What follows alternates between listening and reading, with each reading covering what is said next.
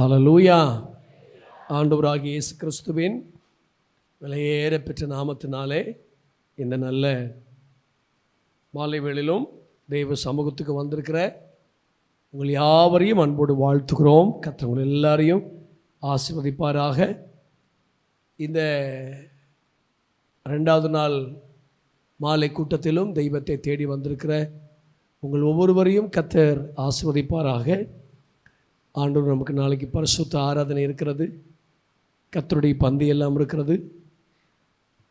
நாளைக்கு இந்த ஆராதனையோடு இந்த விசேஷித்த கூடுகைகள் நிறைவு செய்ய ஆண்டவர் நமக்கு உதவி செய்வாராக.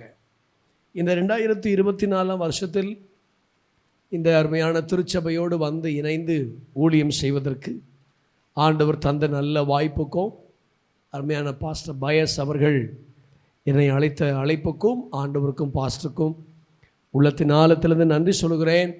கர்த்தர் எல்லாரையும் ஆண்டவர் ஆசீர்வதிப்பாராக. ஹல்லேலூயா. கர்த்தருடைய பரிசுத்த நாமம் மகிமைப்படட்டும். பிரசங்கியின் புஸ்தகத்துக்கு நம்முடைய வேதாகமத்தை எடுப்போம். பிரசங்கியின் புஸ்தகம் 10ஆம் அதிகாரம். பிரசங்கியின் புஸ்தகம் 10ஆம் அதிகாரத்துக்கு நம்முடைய வேதாகமத்தை எடுத்துக்கொள்வோம். அதில் முதல் வசனம் வாசிங்க. செத்த ஈக்கள்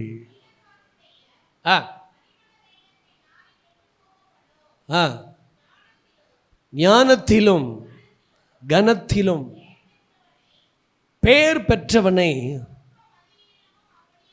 சொற்பம் அதீனமும் அப்படியே செய்யும். அல்லேலூயா. பைபிளில் சங்கீதங்கள், நீதிமொழிகள், இந்த 2 புஸ்தகத்துக்கு இருக்கிற வித்தியாசம் என்னென்னா, சங்கீதங்கள் அனுபவங்கள் நிறைந்தவைகள். கர்த்தரோடு நடந்த ஒரு மனிதன் தன் அனுபவத்தோடு எழுதியிருப்பான். ஆகவே தான் நீங்கள் சங்கீதங்களை படிக்கும்போது நிறைய அனுபவங்களை நீங்கள் தெரிஞ்சு கொள்ளலாம். நீதிமொழிகள் அறிவு சார்ந்தவைகள். நீதிமொழிகள், பிரசங்கிகளெல்லாம் நீங்கள் படிச்சிங்கன்னா நிறைய அறிவு சார்ந்த விஷயங்களை நீங்கள் நிறைய படிக்கலாம். ஞானத்தை குறித்து, மனுஷனை குறித்து, இன்னும் பலவிதமான உலக காரியத்தை குறித்து. ஆகவே தான் 3000 கவிதைகளை தொகுத்து எழுதினான் சாலமோன் என்று ராஜாக்களில் படிக்கிறோம். ஸோ அதெல்லாம் ஒரு அறிவு நிறைந்தவைகள். இந்த வார்த்தைகளை கொஞ்சம் பாருங்கள். இது அனுபவம் இல்லை, ஒரு அறிவு நிறைந்த ஒரு வார்த்தை. என்ன அறிவு நிறைந்த வார்த்தை? செத்து போன ஒரு ஈ தைலக்காரனுடைய பரிமள தைலத்தை நாரி கெட்டு போக பண்ணுகிறது. நாரி கெட்டு போக பண்ணுகிறது. ஞானத்திலும் கனத்திலும் பேர் பெற்றவனை எப்படி ஒரு தைலத்தில் ஒரு சின்ன ஈ நாரி கெட்டு போக பண்ணுதோ, அதே போல் ஒரு ஈய ஞானவானாக இருந்தாலும் கனவானாக இருந்தாலும் பேர் பெற்றிருந்தாலும் ஒரு சின்ன மதியனும் அவன் வாழ்க்கையை ஃபாயில் ஆக்கிறோம் அப்படின்னு பைபிள் வசனம் முடியுது. புரிஞ்சவங்க அல்லையிலே சொல்லுங்க. சரி, இந்த ஒரு வசனத்திலேருந்து 2 விஷயங்களை நம்ம இன்னைக்கு கவனிக்க போகிறோம். ஆமீன் சொல்லுங்க பார்க்கலாம். முதல் ஒரு காரியம் என்னன்னா, சொல்லுங்க, சொற்ப மதியினம். சொல்லுங்க, சத்தமாக சொல்லுங்க. இன்னும் கொஞ்சம் சத்தமாக சொல்லுங்க. சின்ன முட்டாள்தனம். சொல்லுங்க. பெரிய முட்டாள்தனம் இல்லை, சின்ன முட்டாள்தனம். சொற்ப மதியினம். ஒரு வாலிபன், ஒரு தீர்க்கதரிசி, ஒரு ஆராதனை வீரன், இந்த 3 பேரையும் நான் உங்களுக்கு காமிச்சு கொடுக்குறேன். சொற்ப மதியினத்தினால் அவங்க செஞ்ச வேலைகளை கொஞ்சம் கவனிக்க போகிறோம். ஒரு வாலிபன், ஒரு தீர்க்கதரிசி, ஒரு ஆராதனை வீரன். பைபிள்ல இருந்து அவங்களுடைய சின்ன மதியினத்தினால் வந்த பெரிய விளைவுகளை நம்ம பைபிளில் படிக்கணும். ஒரு அல்லேலூயா சொல்லுங்க பார்க்கலாம். இது முதல்ல உங்களுக்கு நான் பிரசங்கித்து விட்டு நம்ம இந்த தைலக்காரங்கிட்ட வரப்போகிறோம். எந்த தைலக்காரங்கிட்ட? உதயனூர் பக்கத்தில் ஒருத்தர் இருக்கான் பார்த்தீங்களா, அவங்ககிட்ட வரப்போகிறோம். அந்த தைலக்காரங்கிட்ட ஒரு ஆமீன் சொல்லுங்க பார்க்கலாம். அந்த தைலக்காரங்கிட்ட வரப்போகிறோம். அந்த தைலக்காரனை பார்த்து, எப்பா உன் தைலம் கெட்டு போக என்ன காரணம்ப்பா அப்படின்னு கேட்டால் அவன் 3 காரணங்களை சொல்கிறான். அதை நம்ம கொஞ்சம் தியானிச்சுட்டு இந்த 2வது நாள் மாலை கூட்டத்தில் நம்முடைய வாழ்க்கையை கொஞ்சம் சீர்படுத்தி கொள்ள ஆண்டவர் நமக்கு உதவி செய்வாராக. அல்லேலூயா, ஆமேன்னு சொல்லுங்க பார்க்கலாம். நல்ல தெளிவாக கேளுங்க, நான் மெதுவாக பேசுகிறேன். உங்களுக்கு வசனம் கேட்குறதுக்கு ஒரு முகம் வேணும். ஆமேன்னு சொல்லுங்க பார்க்கலாம். சாப்பிட்றதுக்கு ஆயத்தப்படுற மாதிரி வசனம் கேட்குறதுக்கு ஆயத்தப்படணும். ஆமேன்னு சொல்லுங்க பார்க்கலாம். வசனம் கேட்குறதுக்கு என்ன செய்யணும்? ஆயத்தப்படணும். தேவனுடைய வசனம் கேட்குறதுக்கு ஒரு பெரிய ஆசை நமக்கு என்ன செய்யணும்? வரணும். ஆமேன்னு சொல்லுங்க பார்க்கலாம். தேவனுடைய வசனம் கேட்குறதுக்கு ஒரு நாள் நமக்கு ஆசை குறைஞ்சிடவே கூடாது. அதனால தான் பைபிள் வசனத்தை ஆகாரத்துக்கு ஒப்பிடுது. என்ன அர்த்தம்? நம் உயிர் இருக்கிற வரைக்கும் எப்படி ஆகாரம் மிக முக்கியமான ஒன்றோ, அதே போல் நம் உயிர் இருக்கிற வரைக்கும் இந்த வசனம் என்கிற ஆகாரம் மிக முக்கியமான ஒன்று. ஒரு பெரிய ராஜா சொன்னாரே, உமது வேதம் எனது மனமகிழ்ச்சியாக இல்லைன்னா என் துக்கத்தில் மறித்து செத்து போயிருப்பேன் அப்படிங்கிறார். ஆமேன்னு சொல்லுங்க பார்க்கலாம். அது எனது மனமகிழ்ச்சியாக இல்லைன்னா என் துக்கத்தில் என்ன செஞ்சிருப்பேன்? நான் இறந்து போயிருப்பேன். ஆகவே என் துக்கத்திலேருந்து என்னை காப்பாற்றின அந்த ஜீவன் உள்ள தேவனுடைய வசனத்துக்காக ஆண்டவருக்கு ஸ்தோத்திரம். சரி, நல்லா கவனிங்க. நிறைய நேரத்தில் நம்ம சின்ன சின்ன மதியினங்கள் தான் பெரிய மோசமான விளைவுகளை கொண்டு வந்துடுது. கொஞ்சம் நல்லா கவனிக்கணும். யாரோ சொன்னாங்கன்னு சொல்லி 5 லட்சம் கொடுத்தா 10 லட்சம் கொடுப்பாங்க அப்படின்னு ஒரு அம்மா கொண்டு போய் பணத்தை போட்டுருச்சு. இந்த கிராமத்தில் இருக்கிறவங்களும் அப்படி தான் செஞ்சுக்கிட்டு இருக்கோம். ஒரு ஆள்கிட்டையும் ஒன்றும் கேட்காது, ஒன்றும் செய்யாது, எவன்ட்டையும் கேட்காது, கொண்டு போய் அதுவாக போட்டு பிறகு முட்டி இடிச்சிட்டதுக்கப்புறம் எங்ககிட்ட வந்து ஐயா பரமண்டலங்கள் இருக்கிற எங்கள் பரலோக பிதாவேன்னு நின்றுருக்கோம். எங்ககிட்ட ஒரு அம்மா போட்டுருச்சு, போய் கொண்டு போய் ஒரு 5 லட்சத்தை போட்டுச்சு. இது மட்டும் போடாமல் அது இந்த ஒரு 4-5 கிழவிகள் ஃப்ரெண்ட்ஸாக இருக்கும் பார்த்தீங்களா, அந்த கிழவிகளையும் போட சொல்லிடுச்சு. அதுங்க வச்சுருந்த பணத்தையும் 1,50ன்னு சேர்த்து அந்த ஒரு 9.5 லட்சத்தை போட்டுருச்சுங்க.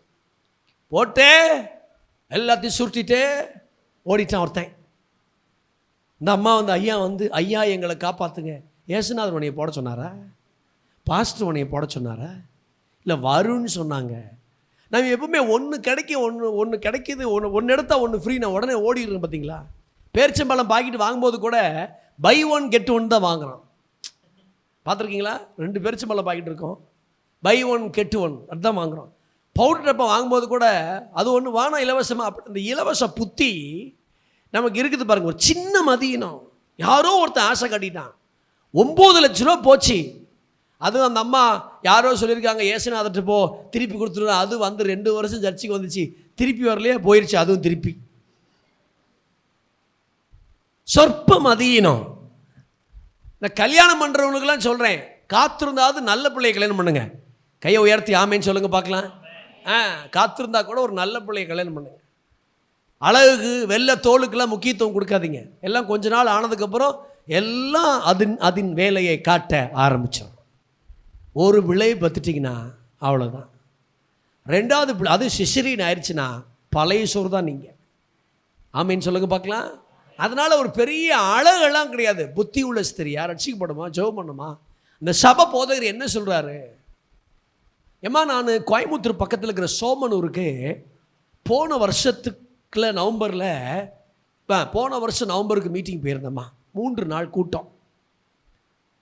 என்ன ஒரு பாஸ்டர் அந்த கூட்டத்துக்கு தேதி வாங்கியிருந்தார். எனக்கு அந்த அம்மா தெரில. அந்த அம்மா என் நம்பர் எங்கெங்கேயோ தேடி கிடைக்காம ஒரு பாஸ்டர் கேட்டு வாங்கி ஒரு கூட்டத்துக்கு எங்கள் சர்ச்சை 3 நாள் கன்வென்ஷன். நான் போகிறேன், காலையில் 5 மணிக்கு போய் இறங்குறேன். என்னை வந்து ஒரு விசுவாசி காரில் கூட்டிகிட்டு போகிறார். போனால் ரூமில் தங்க பாஸ்டம்மா மேலே ஜெபம் நடத்திட்டு இருக்காங்க. 5 மணி ஜெபம் முடிச்சுட்டு வருவாங்க. நான் போய் தூங்கிட்டேன். 9 மணி வரைக்கும் தூங்கிட்டேன். 9 மணிக்கு டிஃபன் கொடுக்க எழுப்புனாங்க. எழுப்பி வந்து இந்த பாஸ்டர் எனக்கு நல்லா டிஃபன் பண்ணி கொடுத்தாங்க. பாஸ்டர் எங்கன்னு கேட்டேன். இறந்துட்டாரா? எப்போ இறந்தார்? நான் கல்யாணம் ஆன 1.25 வருஷத்தில் எங்கள் பாஸ்டர் இறந்துட்டார். அப்படி 1.25 வருஷத்தில் எங்கள் பாஸ்டர் இறக்கும்போது எனக்கு 9 நாள் ஆன பொம்பளை பிள்ளை. அப்போ தான் இந்த பிள்ளை பிறந்து 9 நாள் ஆகிருக்கு.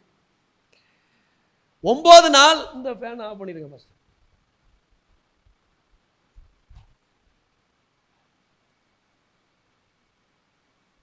ஓகே. 9 நாள் ஆன பொம்பளை பிள்ளை கையில் டீ குடுன்னு கேட்டாரு, கொண்டு வந்து கொடுக்கறதுக்குள்ள சேர்லேயே சைலண்ட் அட்டாக் வந்து செத்து போயிட்டாரு. 1.25 வருஷம் மட்டும் வாழ்ந்த வீட்டுக்காரரு பணமா இருக்கிறாரு. 25 பேர் கூடி வருகிற ஒரு சர்ச். என்ன பண்ணுறதுன்னு எனக்கு தெரியல. என் கூட பிறந்தவங்களாம் 8 பேர். எல்லாரும் ஓடி வந்து என்னை கட்டி பிடிச்ச அழுத ஒரே அழுக, சின்ன வயசுலேயே விதவி ஆயிட்டியே, சின்ன வயசுலேயே விதவி ஆயிட்டே. எல்லாம் அழுதாங்க. என்னால் அழ முடியலை. ஏன்னா ஆப்ரேஷன் பண்ணி எடுத்துருக்காங்க பிள்ளைய. அழுதா வலிக்குது, தையல்லாம் வலிக்குது. 9 நாள் தான் ஆகுது. இந்த பிள்ளையை அமர்த்தவா, செத்து போன கணவருக்காக அழவா, இந்த 25 பேர் கூடி வருகிற சர்ச்சை பார்க்கவா, என்ன பண்ணுறது? ஒரு குழப்பம். இது வரைக்கும் என் கூட வாழ்ந்த என் கணவர் நாளைக்கு அடக்கம் பண்ண போகிறார். அவ்வளோதான், எனக்கு வாழ்க்கை இல்லை.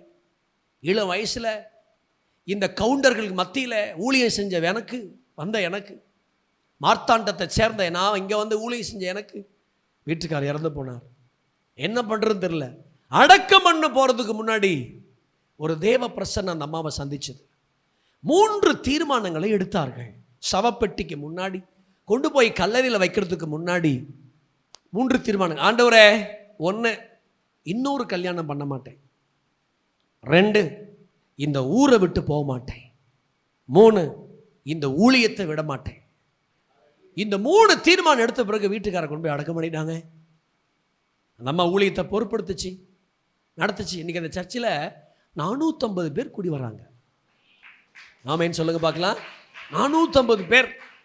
3 மாடி கட்டடங்கள். 3வது மாடி பிரதிஷ்டையும் 3 நாள் கூட்டத்திலையும் நான் பிரசங்கம் பண்ண போயிருந்தேன். ஒரு தாயார் இத்தனைக்கு அந்த அம்மா நகை போடாதுன்னு சொல்லி தீர்மானம் பண்ணிச்சு. சின்ன வயசுலேயே 15 வயசுலேயே நான் ஆண்டவருக்காக அணிகலன்களை அடைய மாட்டேன்னு சொல்லி எழுதி கலட்டி ஒப்பு கொடுத்துருச்சு கர்த்தருக்காக. வீணான அலங்காரம் எதுக்குன்னு நகையும் கலட்டிருச்சு. நகை போடாத ஒரு அம்மா. சுத்திலும் கவுண்டர்கள். கோயம்புத்தூரில் அவங்க தானே உயர்ந்த ஜாதிகள். சுத்திலும் கவுண்டர்ஸ்.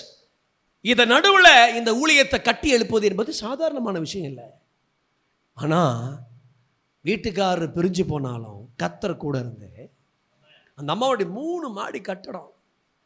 ஒரு பையன் கூட முடி ஒரு சைஸாக வச்சிருக்க மாட்டான் அந்த சர்ச்சில். முடி ஒழுங்காக இருக்கும். பொதுவாகவே பெண்கள் தானே அதிகம், ஆனால் அந்த சபையில் ஆண்கள் அதிகம். அருமையான கீழே பார்க்கிங், நடுவில் சர்ச்சு, மேலே பந்தி விசாரிப்புக்கு 3 மாடி. ஆச்சரியப்பட்டேன், அதிசயப்பட்டேன். வாழ்க்கையில் அந்த 9 நாள் ஆனால் பொம்பளை பிள்ளை அமெரிக்காவில் போய் செட்டில் ஆயிடுச்சு. வாழ்க்கையில் கிறிஸ்தவத்தில் வாழ்கிறதுக்கு பணம் தேவையில்லை, பலன் தேவை. ஆமேன்னு சொல்லுங்க பார்க்கலாம்.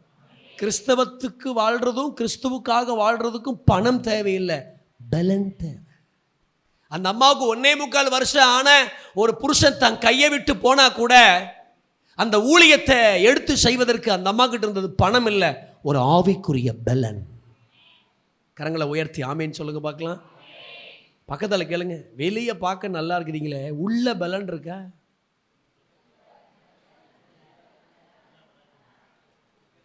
உள்ள பலன் இருக்கா? சிவகங்கைக்கு நான் வரும்போதெல்லாம் ஒரு ஆலமரத்தை பார்ப்பேன். ரயில்வே ஸ்டேஷனில் ஆலமரம் ஒரு நாள் சாஞ்சிருச்சு. ரயில்வே ஸ்டேஷன் போயிருந்தீங்கன்னா அந்த ரைட் சைடில் ஒரு ஆலமரம் இருந்துச்சு, சாஞ்சிருக்கும். ஒரு நாள் அந்த டீ வைக்கிற டீ பாயை கூப்பிட்டு, எங்கப்பா அந்த ஆலமரத்தை காணோம்? அது விழுந்துச்சு சார். எப்படி விழுந்துச்சு? அது ரொம்ப வருஷத்துக்கு முன்னாடியே அரிக்கிற பூச்சி உள்ளே போய் கொஞ்சம் கொஞ்சமாக அரிச்சு அதில் இருக்கிற பலனெல்லாம் சாப்பிட்டுருச்சு. ஒரு நாள் வந்தபோது எல்லாம் கீழே விழுந்துருச்சு. இந்த 2வது நாள் மாலையில் நம்முடைய பலனை அரிக்கும் பூச்சிகள் என்ன என்பதை பார்த்து நம்ம கொஞ்சம் சீர்படுத்தணும். கரங்களை உயர்த்தி ஆமேன்னு சொல்லுங்க பார்க்க. ஒரு 1.25 வருஷமான புருஷனை இழந்திருக்கிற அந்த அம்மா ஒரு சின்ன சொற்ப மதியானத்துக்கு எங்கள் வீட்டுக்கு போகிறேன். அவங்க அண்ணங்க எல்லாம் கவர்மெண்ட் ஸ்டாஃபுங்க. தங்கச்சி நீ வாமா, நான் பார்த்துக்கிறேன் உன்னைய. பணத்துக்கா பஞ்சம்? அன்றைக்கி நான் மீட்டிங் போயிருக்கும்போது எல்லா வருஷம் கன்வென்ஷன் நடக்கும்போது எல்லா சொந்த பந்தமும் அங்கே வந்துடும். அவங்களே 30 பேர் இருக்கிறாங்க கீழே வீட்டில். பேங்கில் மேனேஜராக இருக்கிறார், கீழே தரையில் படுத்துக்கிறார். ஸ்டேட் பேங்க் மேனேஜர் இருக்கிறார், கீழே படுத்துக்கிறார். பெரிய பெரிய உயர் அதிகாரிகள். அந்த அம்மாவுக்கு அண்ணன் தம்பி எல்லாம் தங்கச்சியோடு வந்து அந்த வருஷ கன்வென்ஷனுக்கு வராங்க. அவ்வளோ பெரிய வசதியானங்க. மாமா என் கூட இல்லை, நான் வரமாட்டேன். என்னை நம்பி ஆண்டு ஊழியத்துக்கு வச்சிருக்கிறாரு. என் வீட்டுக்காரர் என்னை விட்டு பிரிஞ்சாலும் கிறிஸ்துவின் அன்பை விட்டு என்னை பிரிப்பவன் யார்? அப்படி இருந்ததுனால இன்னைக்கு நீங்கள் சோமனூர் போனீங்கன்னா போய் இந்த சர்ச்சை பாருங்கள். 3 மாடி கட்டடங்களை எழுப்பி இன்னைக்கு தேவனுக்காக ஊழியம் செய்து வருகிற அந்த பாஸ்டர்மா பேர் இந்திரா இன்னைக்கும் தேவனுக்காக வாழ்ந்து கொண்டிருக்கிறார்கள். கரங்களை உயர்த்தி ஒரு அல்லேலூயா சொல்வீங்களா? ஒரு ஆமீன் சொல்வீங்களா? வாழ்கிறதுக்கு நமக்கு தேவை பலன். வாழ்கிறதுக்கு நமக்கு தேவை. வெளியே பார்க்க எல்லாம் நல்லா இருக்கிறோம் ஐயா, வாழ்க்கையில் ஒரு இழப்பு, கஷ்டம், ஒரு அடி, ஒரு போராட்டம், ஒரு பிரச்சனை, ஒரு இழப்பு, ஒரு ஆக்சிடென்ட், ஒரு கார் ஏதாவது நடக்கும்போது தான் நமக்குள் இருக்கிற பலன் எப்படிப்பட்டது என்று நமக்கு தெரியும். ஆகவே தான் அந்த சிலுவையில் கெத்செமனே தோட்டத்தில் இந்த பாத்திரம் என்னை விட்டு நீங்க கூடுமானால் நீங்கட்டும் என்று சொல்லி ஜெபிக்கும் போது ஒரு தேவதூதன் தோன்றி அங்கே அவரை பலப்படுத்தினான். சோர்ந்து போன சமயத்தில், விரக்தியான சமயத்தில், கைவிடப்பட்ட நேரத்தில், யாரும் உதவி இல்லாத இருக்கிற நேரத்தில் நமக்கு தேவை பணம் அல்ல, ஒரு பரலோகத்திலிருந்து இறங்கி வருகிற பலன். கரங்களை உயர்த்தி ஆமேன் சொல்லுங்க பார்க்கலாம். இந்த நவம்பர் 30ஆம் தேதி ஒருவேளை பலவீனத்தோடு நீங்கள் வந்திருக்கலாம். ஆவிக்குரிய வாழ்க்கையில் பலவீனம் இருக்கலாம், ஜபத்தில் பலவீனம் இருக்கலாம், சோர்ந்து போயிருக்கலாம், பல விஷயங்கள் நிறைவேறலைங்கிறதுக்காக உங்கள் ஆவி பலவீனப்பட்டிருந்தா இந்த ராத்திரி நான் பிரசங்கிக்கிற இயேசு உங்கள் ஆவி, ஆத்தும, சரீரத்தை ஒரு தெய்வீக பலனால் கர்த்தர் நிரப்புவாராக. இயேசுவினால் பலவீனம் அல்ல, பலத்தின் மேல் பலனுடைய கிருபைகளை ஆண்டவர் நமக்கு தருவாராக. சொற்பமதியினான். கரங்களை உயர்த்தி ஒரு அல்லேலூயா சொல்லுங்க. பக்கத்தில் சொல்லுங்க, புத்தியை கடன் கொடுத்துடாத. சொல்லுங்க, சொன்னீங்களா? புத்தி என்ன செஞ்சிடாத. சின்ன புத்தி, இந்த கோண புத்தியை கொண்டு போய் எங்கேயாவது என்ன செஞ்சிடாத, கடன் கொடுத்துடாத. உலகத்திலே அதிகமாக ஞானம் உள்ளவர்கள் யார் தெரியுமா? இயேசுவை அறிந்தவர்கள். தெரியுமா உங்களுக்கு? இயேசுவை அறிஞ்சவனை போல ஞானவான்கள் யார் உங்களுக்கு தெரியுமா தெரியாதா? இப்போ நமக்கு முன்னாடி ஒரு அம்மா என்கிட்ட சொன்னிச்சு, ஐயா எங்கள் வீட்டுக்கு முன்னாடி எலுமிச்சை பழம் உருண்டு வருதையா. அந்த அம்மாட்ட கேட்டேன், எந்த காலத்தில் எலுமிச்சை பழம் நடந்து வந்திருக்குமா? உருண்டுட்டான் வரும். பயம் அப்படி சொல்லும்போது எங்களையும் பயமுறுத்தி அதையும் பயமுறுத்தி அதுக்கு ஒரு பொட்டு வச்சுருந்துச்சியா, வச்சுட்டு போகிறாங்க. என்னப்ப பொட்டு வச்சிருந்துச்சு. நம்ம தான் ஞானவான்கள். கர்த்தரை அறிகிறவர்கள் சகலத்தையும் அறிவார்கள். ஆமேன் சொல்லுங்க பார்க்கலாம். தேவனை அறிஞ்சவனை போல ஒரு ஞானவான் யாருமே கிடையாது, தெரியுமா உங்களுக்கு? ஆனால் நம்ம தான் புத்தி கெட்டு போயிடும். சில நேரம் எங்கேயாவது போய் புத்தி கடன் கொடுத்துட்றோம். சொற்ப மதியினம். ஞானத்திலும் கணத்திலும் பேர் பெற்றவனை ஒரு சொற்ப மதியினை என்ன செய்யுது பாருங்க. பைபிள் அப்படி நிறைய மதியினங்களில் பைபிள் நமக்கு காண்பிக்குது. நான் என்னுடைய மதியினங்களினுடைய செய்தி அல்ல, தைலக்காரன் அங்கே வரணும். ஆனால் அதுக்கு முன்னாடி நம்ம இந்த சொற்ப மதியினத்தை கொஞ்சம் கவனிக்கணும். பிரசங்கி 10:1 நம் செய்தி. கரங்களை உயர்த்தி ஆமேன்னு சொல்லுங்க பார்க்கலாம். 3 மதியினங்கள். முதல்ல ஒரு வாலிபன். நீதிமொழிகள் 7:7 வாசிங்க.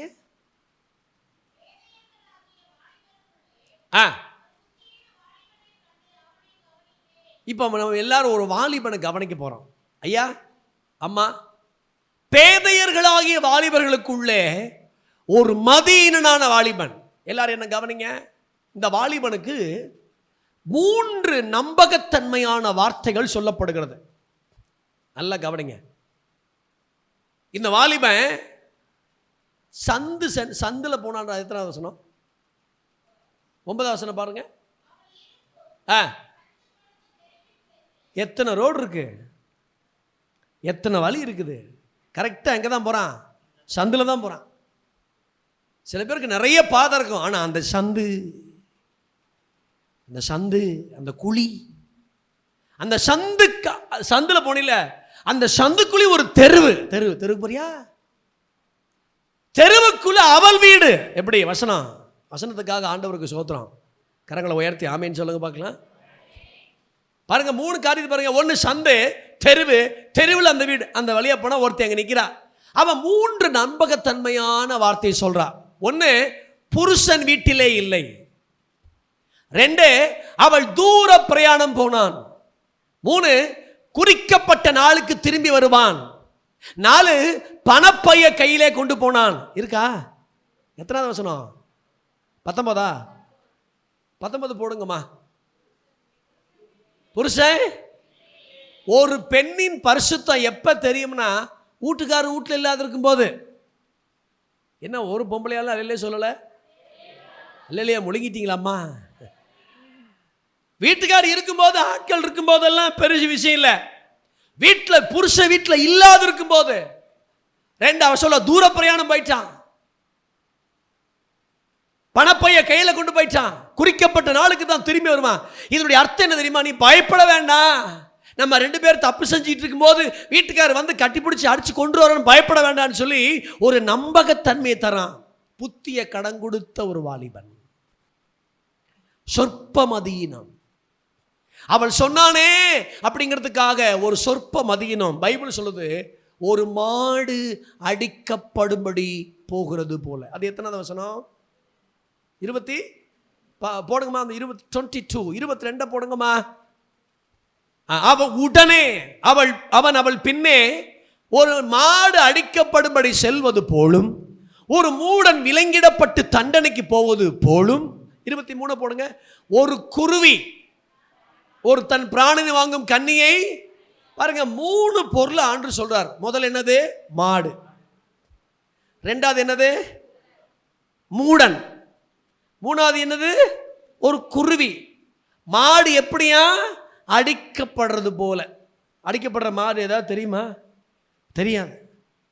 மூடனுக்கு விலங்கிட போட்டாலும் அவனுக்கு தெரியுமா? பைத்தியக்காரன் இருக்கான் பார்த்தீங்க, பைத்தியக்காரன். அவனுக்கு விலங்கிட போட்டது தெரியுமா? தெரியாது. ஒரு குருவி தன் பிராணனை வாங்கும் கன்னி என்ன செய்யாது? அறியாது. அதில் விலத்தி இருக்கிறது போல அவளுக்கு பின்னே போனான். என்னாச்சு? ஒரு சொற்ப மதியினத்தினால அம்பு அவன் ஈரலை, பக்கத்தில் கை பிடிச்சலுங்க, ஈரெல்லாம் பத்திரமா வச்சுக்கிடணும். ஒரு அலையிலே சொல்லுங்க பார்க்கலாம். எதை பத்திரமா வச்சுக்கிடணும்? ஈரெல்லாம் என்ன செய்யணும்? பத்திரமா வச்சுக்கிடணும். அம்பு அவன் ஈரலை பிளந்தது. ஒரே பிளவா பிளந்துருச்சு. ஈரலை பிளந்துருச்சு பாருங்க. ஒரு சொற்ப மதியின வாலிபன், ஒரு தீர்க்கதரிசி. என்னாகமத்தின் புஸ்தகம் 12ஆம் அதிகாரம் 11ஆம் வசனம் வாசிங்க. என்னாகமம் ஏதாகமோ அல்ல, என்னாகமம் 12:11. அப்பொழுது ஆரோன் மோசையை நோக்கி, நாங்கள் இந்த மதியினமாய் செய்த இந்த பாவத்தை எங்கள் மேல, இவர் செய்த மதியினம் என்ன? இவ சின்ன மதியினம். இவ யார் தெரியுமா? கூடையில் பிறந்த அக்கா. யார் இவ? மிரியாம். யார்? மோசைக்கு கூட பிறந்த அக்கா. கூட பிறந்த அக்கா ஒரு சின்ன மதியினம் என்ன? தம்பி ஊழிய நல்லா வளர்ந்து வரும்போது சேட்டை ஆரம்பிச்சிட்டா. என்ன ஆரம்பிச்சிட்டா? மோசை கொண்டு தான் கர்த்தர் பேசுவாரா, எங்களை கொண்டு கர்த்தர் பேச மாட்டாரா அப்படின்னு ஒரு பிரச்சனை உண்டு பண்ணி சபையாருக்குள்ள ஒரு கலகம் பண்ணி. பக்கத்தில் சொல்லுங்க, பக்கத்தில் நீங்கள் சபைக்கு திலகவதி சொல்லுங்க, சத்தமா கையை பிடிச்சி சொல்லுங்க. சபைக்கு நீங்க யாரு? ஒரு நாள் கலகவதியா மாறிடக்கூடாது, திலகவதியா தான் இருக்கணும். ஈஸ்வரத்தன். நிறைய சபையில் கலகவதிகள் ரொம்ப சிண்டு முடிச்சு விட்டுருங்க, கலகத்தை உண்டு பண்ணிருங்க. ஒரு பாஸ்டர் மகளுக்கு ரொம்ப நாளாக கல்யாணமே ஆகாமல் இருந்துச்சு. ஒரு பாட்டி வரும்போதெல்லாம் கேட்க, ஏம்மா உனக்கு எப்போதாம்மா கல்யாணம் ஆகும்? 1000 பாட்டி. சும்மா அந்த பிள்ளைய கலகம் பண்ணி அந்த பிள்ளைய ஆவியை விஷனப்படுத்துறது கேட்கும். எப்போம்மா அவனுக்கு கல்யாணம் ஆக? வயசு 29 ஆச்சு. ஆகும் பாட்டி. ஒரு வாரம் அந்த பிள்ளை கோபப்பட்டு, நீ சாவியா பாட்டி? ஆமாம். நீ சாவது உண்மைனா எனக்கு கல்யாணம் ஆகிறது உண்மை, போ பாட்டி. அத்தோடு நின்றுச்சு பாருங்க. ராமேன்னு சொல்லுவீங்களா? நானும் பொறுத்து பார்த்தேன் பாஸ்டர். என்னால் முடியலை. இந்த கேள்விக்கு வேற பதில் சொல்கிறதுக்கு எனக்கு வரையில. மூடனுக்கு சில நேரம் அவனுக்கு மதியினத்தின்படி உத்தரவு கொடுக்கக்கூடாது. ஆனால் அதே கீழே உள்ள வசனம் அவனுக்கு உத்தரவு என்ன செய்ய வேண்டியது இருக்கு?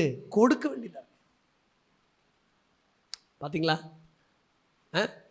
ஒரு ஆமேன்னு சொல்லுவீங்களா? ஒரு கலகவதி. யாரே? மிரியாம்னா பெலன் உள்ளவன் அர்த்தம். பெலனா இருக்க வேண்டியவ கலகமா மாறிட்டாலே. ஏன் உனக்கு கலகம்?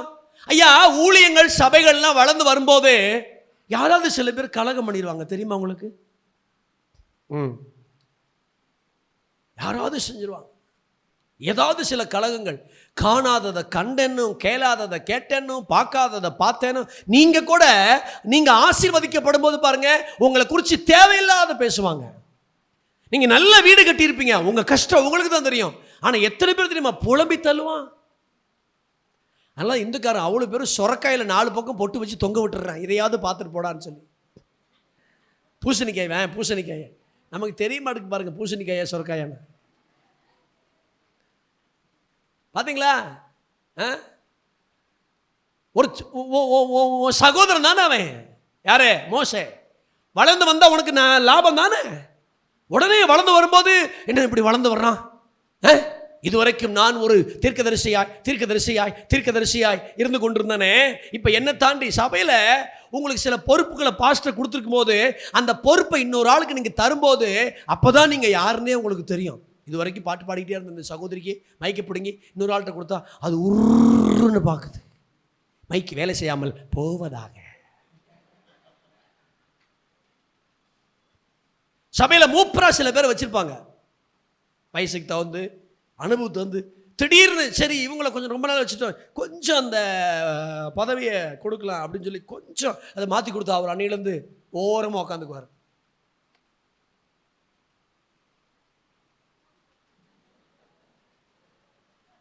சர்ச்சு வந்து கட்சி கூட்டம் கிடையாது. கவுன்சிலரு, வட்ட செயலாளர், ரவுண்டு செயலாளர், முதுகு செயலாளர், ரவுண்டு விட்டு இந்த மாதிரி இந்த சேட்டையும் கிடையாது பாருங்க. சபை வந்து கர்த்தருடையது. கரங்களை உயர்த்தி ஆமேன்னு சொல்லுங்க. ஒரே ஆளா பொறுப்பில் இருக்க வேண்டிய அவசியம் கிடையாது. அடுத்து ஒரு புது சந்ததியை வரும்போது இன்னொரு சந்ததியை உருவாக்க வேண்டிய பொறுப்பு எங்க மேல இருக்கு. என்ன பேச மாட்டேங்கிறீங்க?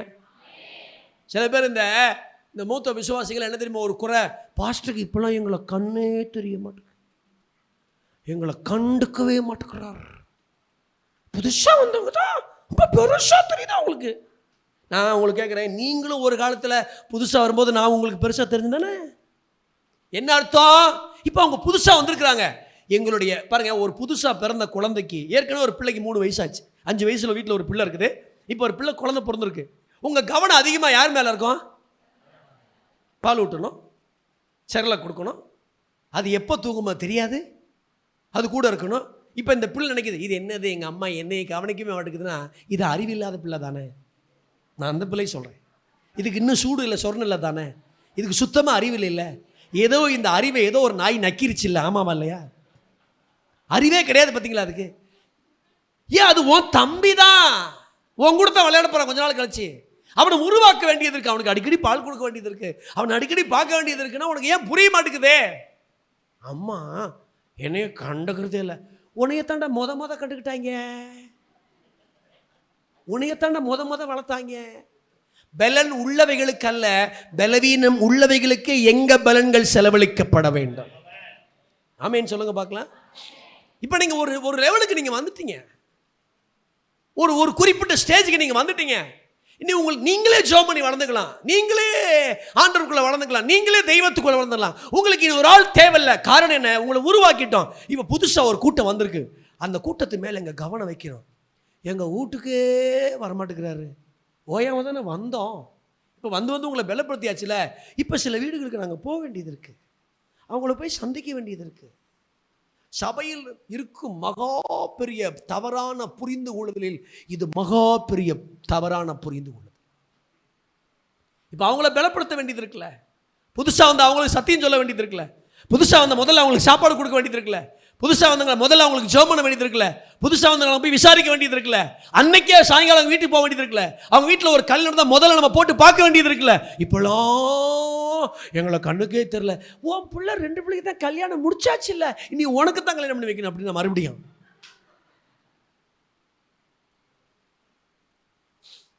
புரிஞ்சவங்களாம் இல்லையா சொல்லு. ரத்தம் ஜெயம். இப்போதான் நான் சொல்கிற சத்தியம் எத்தனை பேருக்கு புரியுது? 2 பிள்ளை வச்சுக்கலாம், 2 பிள்ளை வச்சுருக்கலாம், கை தூக்குங்க, நல்லா கை தூக்குங்க, பயப்படாதீங்க. என்ன பயம் உங்களுக்கு? இப்போ உங்களுக்கு அந்த அருமை தெரியுமாம்மா? 2 பிள்ளைங்க ஒரே டைமில் பெக்கிறது தான் பெரிய கஷ்டம். ட்வின்ஸை பெற்றது பார்த்துருக்கீங்களா? ஒன்றை குளிப்பாட்டி வீட்டுக்குள்ளே வச்சுருப்பாங்க, இன்னொன்று போய் சோத்து சட்டிக்குள்ளே காலை விட்டுக்கிட்டு நிற்கும், பார்த்துருக்கீங்களா? இதை எடுத்து குளிப்பாட்டி கொண்டுறதுக்குள்ளே இன்னொன்று பாத்ரூமுக்குள்ளே போய் நிற்கும், பார்த்துருக்கீங்களா? பாவம் அந்த அம்மா பாடு.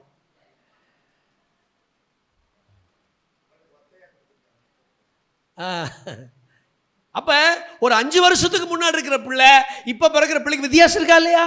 அப்போ மூத்த விசுவாசிகள் அதை நம்ம புரிஞ்சுக்கிடணும். கரங்களை உயர்த்தி ஆமேன்னு சொல்லுங்க. நாளை எங்கள் சபை விசுவாசிகள் சந்தித்து எவ்வளோ நாளாச்சு. இந்த கேரட் ரவுண்டில் தான் சந்திக்க போகிறோம். புரிஞ்சுக்கிறாங்க. நான் எங்கள் வீட்டில் எங்கள் வீட்டு அம்மா பிள்ளைகளை பார்க்குறது அரிது பெரிதும் அரிது. நைட்டு சாமக்கோடாங்கி மாதிரி 3 மணிக்கு வர்றது, தூங்கிடுறது. மூத்தவ காலேஜுக்கு போயிடுவா 5:30 மணிக்கு, இளையவ 8 மணிக்கு போயிடுவா. ஏன்னா தூங்கும்போது அப்பா வந்துட்டார், அப்பா உசுரோடு இருக்கிறார், பரவாயில்ல நமக்கு ஒரு அப்பா இருக்கிறாரா, எட்டி பார்த்துட்டு போயிடுவாளுங்க. போயிட்டு அப்புறம் நான் மறுபடியும் அவளுக்கு ஒருத்தர் கூட்டத்துக்கு கிளம்பி போயிடுவேன். போயிட்டு மறுபடியும் தருவேன். ஆனால் அந்த பிள்ளைங்க என்ன செஞ்சுட்டாங்க, இப்போ புரிஞ்சுக்கிட்டாங்க. புரிஞ்சுக்கிடணும். கரங்களை உயர்த்தி சில பேர் அப்படி தான். இந்த புதுசாக கல்யாணம் ஆகும்போது மனைவிலாம் கூட இருப்பார் கணவர். ஒரு ஒரு ஒரு ஒரு ஒரு ஒரு ஒரு ஒரு ஒரு ஒரு 3 வருஷம்னு வச்சுக்கிடுங்களேன். அங்கே போகிறது என்ன, இங்கே போகிறது என்ன, இங்கே திங்கிறது என்ன, அங்கிறது என்ன, செல்ஃபி என்ன, அது என்ன, இது என்ன, அந்த சொந்தக்காரன் வீடு என்ன, இந்த சொந்தக்காரன் வீடு என்ன, அங்கே நீர்வீழ்ச்சி என்ன, இங்கே நீர்வீழ்ச்சி என்ன, இங்கே கொடைக்கானல், அங்கே கொடைக்கானல். அடடா, நாங்கள் கல்யாணம் பண்ண காலத்தில் ஸ்டேட்டஸ்லாம் கிடையாது. இப்போ ஸ்டேட்டஸ் பறக்குது, என்னென்னமோ என்ன செய்யுது, பறக்குது. தூக்கி போடுற மாதிரிலாம் என் தங்கச்சிக்கு ஒரு கல்யாணத்தை முடிச்சோமா, ரிசப்ஷன் வச்சோம். நாங்கள் ஒவ்வொரு ஆளுக்காக செட்டில் பண்ணிகிட்டு இருக்கிறோம். பணம் இல்லாமல் அது இதுக்கு செட்டில் பண்ணிகிட்டு இருக்கிறோம். எனக்கு அப்படியே சோர்ந்து போயிருக்கிறேன். அந்த பிள்ளை அதை குறித்து எதுவுமே கவலைப்படாமல் வீட்டுக்காரன் இப்போ தான் ஒரு வாரத்துக்கு முன்னாடி தான் பார்த்துருக்குறா. தூக்கி வைக்க சொன்னால் டம்முனு ஏறி சொல்ல உட்காந்துக்கிட்டா. அப்பாவை மறந்துட்டா, அம்மாவை மறந்துட்டா, அண்ணனை மறந்துட்டா, டம்முனு ஏறி தோல். நீங்கள் பொம்பளை பிள்ளைகளை சாதாரணமாக நினைக்காதீங்க. ஒரு ஓரம் வந்துச்சுன்னா அம்புட்டும் கழட்டி விட்டுரும். நான்லாம் அப்படி தான் நினச்சிருக்கேன். என் பிள்ளைகளை ஆண்டவரே நான் ரொம்ப பாசம் வைக்கலப்பா. இது இன்றைக்கி நம்ம பாசத்தில் இருக்குங்க. என்ன செஞ்சிருங்க, போயிருங்க. ஆமேன்னு சொல்லுங்க பார்க்கலாம். ஒரு 3 வருஷம் 4 வருஷம், ஏன் ஒரு 5 வருஷம் அந்த அன்பு இருக்கும். நல்லா கவனிக்கணும். 5 வருஷம் கழிச்சு நல்லா கவனிங்க. அன்பு மாறாது, பட் அன்பு குறையும். மாறாதது வேற, குறையிறது வேற. இதை நீங்கள் நிறைய பேர் குடும்பத்தில் புரிஞ்சுக்கிறது கிடையாது. என்ன நீங்கள் அப்பெல்லாம் நீங்கள் என்னைய தூக்குனீங்க, இப்போ நீ தூக்குற மாதிரியா இருக்கிற.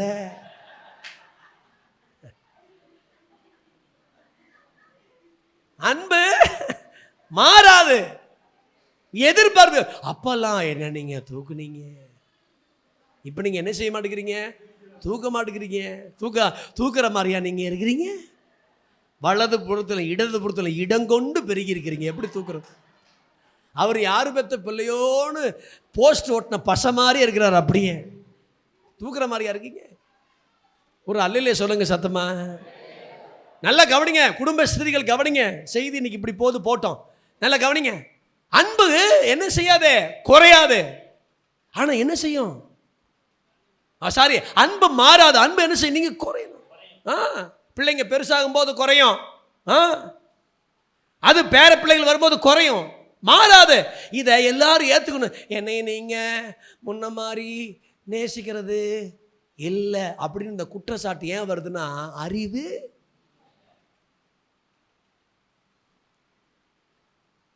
அதே மாதிரி தான் அம்மாங்களும் புரியணும். பையன் கொஞ்சம் ஒரு கல்யாணம் ஆகிற வரைக்கும் ஒரு மாதிரி நேசிப்பான். இப்போ அவனுக்கு ஒரு துணை வந்துருச்சுல்ல, நேசத்தை வந்துருச்சுல்ல. ஏண்டா இப்போ அந்த மனைவி உனக்கு பெருசா போயிட்டாலடா, நான் கேட்டேன், நீ தானே கொண்டு விட்ட, நான் பேசாமல் தான் இருந்தேன், நீ தானே கேட்ட, அங்கே சொல்லி இங்கே சொல்லி இங்கே சொல்லி அங்கே சொல்லி அங்கே சொல்லி எங்கேயாவது சோமன் ஆண்டவரே என் பையனுக்கு ஒரு நல்ல மருமகளை தான். நீ தானே அழுத விடு. என்ன சத்தத்தை காணோம், ஏசு ரத்தம் செய்யும். கையை உயர்த்தி ஒரு அல்லையிலே சொல்லுங்க. என்ன கேட்ட, அன்பு குறையுமா, மாறாதே, குறையும். இப்போ எங்கள் அம்மாவுக்கு முதுகுல ஆப்ரேஷன், கோயம்புத்தூர் கங்கா ஹாஸ்பிட்டலில். இவ்வளோ பெரிய இவ்வளோ பெரிய எலும்பை கட் பண்ணி எடுத்துட்டாங்க. 2 தடவை தான் போய் பார்க்க முடிஞ்சிச்சு. என்னை பார்க்கவே வருமா சொன்னால் சொல்லிட்டு போகிறாங்க, ஊழியம் கிடக்க. என்னால் முடிஞ்ச ஒரு அமௌண்ட்டை மட்டும் காசை கொடுத்தேன். 2 தடவை போய் பார்த்தோம், 3 தடவை போய் பார்த்தோம். நல்ல ஆஸ்பத்திரி கவனிச்சுக்கிட்டாங்க. இப்போ எங்கள் அம்மா வந்து என்னை அப்படி அவங்க நினைக்கல. ஏன்னா அவங்களுக்கு தெரியுது, புரியுது, அறிவு இருக்கு. இருந்து வராது கிடையாது. முடியல, என்னால் முடியவே. இதுதான் அன்பு மாறாத. அன்பு என்ன செய்யும், குறையும். இது எல்லா மனைவியும் முதலாவது புரியணும். புரியலன்னு நினச்சிக்காங்களே, சாகிற வரைக்கும் சண்டை தான். இதை புரிஞ்சுக்கிட்டு குடும்பம் நடத்துகிறவர்கள் பாக்கியவான்கள். கரங்களை உயர்த்தி சத்தமாக ஒரு அல்லையிலே சொல்லுங்க பார்க்கலாம். இதை புரிந்து கொண்டு வாழ்கிறவர்கள் பாக்கியவான். நான் இந்த குடும்பத்துக்குள்ளே வந்ததுனால இன்னொரு செய்தி சொல்லிட்டு போகிறேன். எந்த குடும்பத்தோடு உங்கள் குடும்பத்தை ஒப்பிடாதீங்க. உங்கள் குடும்பம் தனி, அவர்கள் குடும்பம் தனி என்பதை நீங்கள் மனதின் ஆழத்தில் வைத்துக் கொள்ளுங்கள் இயேசுவின் நாமத்தினால். எந்த ஊழியத்தையும் அருப்புக்கோட்டை ஊழியத்தை சௌரானத்தோடு ஒப்பிட முடியாது, சூரான ஊழியத்தை அருப்புக்கோட்டோடு ஒப்பிட முடியாது. இங்கே இப்படி தான் செய்ய முடியும், அங்கே அப்படி தான் செய்ய முடியும். ஆனால் கால சூழ்நிலைகள் ஏற்ப மாறிக்கொண்டே இருக்கும். அது நம்ம அறிவு இருந்தால் தான் அதெல்லாம் புரிஞ்சு கொள்ள முடியும். கரங்களை உயர்த்தி ஆமேன்னு சொல்லுங்க. உனக்கு தெரிய வேண்டாம் மிரியாம், இப்போ நல்லா எழுந்து வர்ற நீ பாருங்க, ஆரம்பத்தில் நீ இந்த மோசையை வளர்க்குறதுக்கு எவ்வளோ பாடுபட்ட, அப்ப இருந்து இந்த ஊழியத்தை கவனிச்சுட்டே வர. ஆண்டவர் உன் தம்பியை பயன்படுத்தி ஒரு பெரும் கூட்டத்தை வச்சிருக்கிற நேரத்தில் எவ்வளோ அழகா இருக்கணும். அதை விட்டுட்டு மோசையை கொண்டு தான் பேசுவாரா, எங்களை கொண்டு பேச மாட்டார். ஒரு சின்ன கலகம் பண்ணதுனால என்ன ஆகி போச்சு? தேவனுடைய கோபம். எல்லாரும் என்னை பாருங்க, மிரியாமின் கை சொல்லுங்க, மிரியாமின் மோசையை சுமந்தது, தீர்க்க தரிசனத்தை சுமந்தது, தம்புரு வாசிக்கிறத சுமந்தது. ஆமேன் சொல்லுங்க பார்க்கலாம். இந்த கை எவ்வளோ ஆசீர்வாதமான ஒரு கை. ஒரு தலைவனை சுமந்து, ஒரு தீர்க்க தரிசனத்தை சுமந்து, ஒரு தம்புர்களை சுமந்து பாடுகிற இந்த கை இன்னைக்கு குஷ்டங்களா மாறி நிற்குது. எப்படி மாறி நிற்குது? இந்த குஷ்டத்துக்கு என்ன காரணம்? சின்ன மதியினம். இப்போ அதான் ஆரோன் சொல்கிறான், மோசே ஆண்டவர்கிட்ட சொல்லு, மோசே நாங்கள் புத்தீனமாக செஞ்சிட்டோம், மோசே கொஞ்சம் இந்த காரியத்தை ஆண்டவர்கிட்ட என்ன செய்யுங்க சொல்லுங்க. ஒரு புத்தீனமாய் செய்த ஒரு தீர்க்கதரிசி இந்த பாவத்தை எங்கள் மேல் என்ன செய்யும் தரும், சுமத்தாதிரும். மூணாவது, ஒரு ஆராதனை வீரின் சொற்ப மதியினம். 2 சாமுவேல் 24:10 வாசிங்க. 2 சாமுவேல் 24:10. இவ்விதமாய் எண்ணின பின்பு அப்பொழுது தாவீது கர்த்தரை நோக்கி, இப்போதும் ஆண்டவரே உமது அடியாளின் அக்கிரமத்தை நான் மகா புத்தீனமாய் செய்தேன் என்றான்.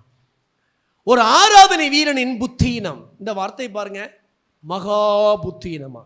இதே சம்பவத்தை 2 நாளாகமம் 21:8 நீங்க படிச்சீங்கன்னா வெகு புத்தீனமாய் செய்தேன். இங்க மகா புத்தீனமாய் செய்தேன், அங்க வெகு புத்தீனமாய் செய்தேன். சரி, நல்லா கவனிங்க.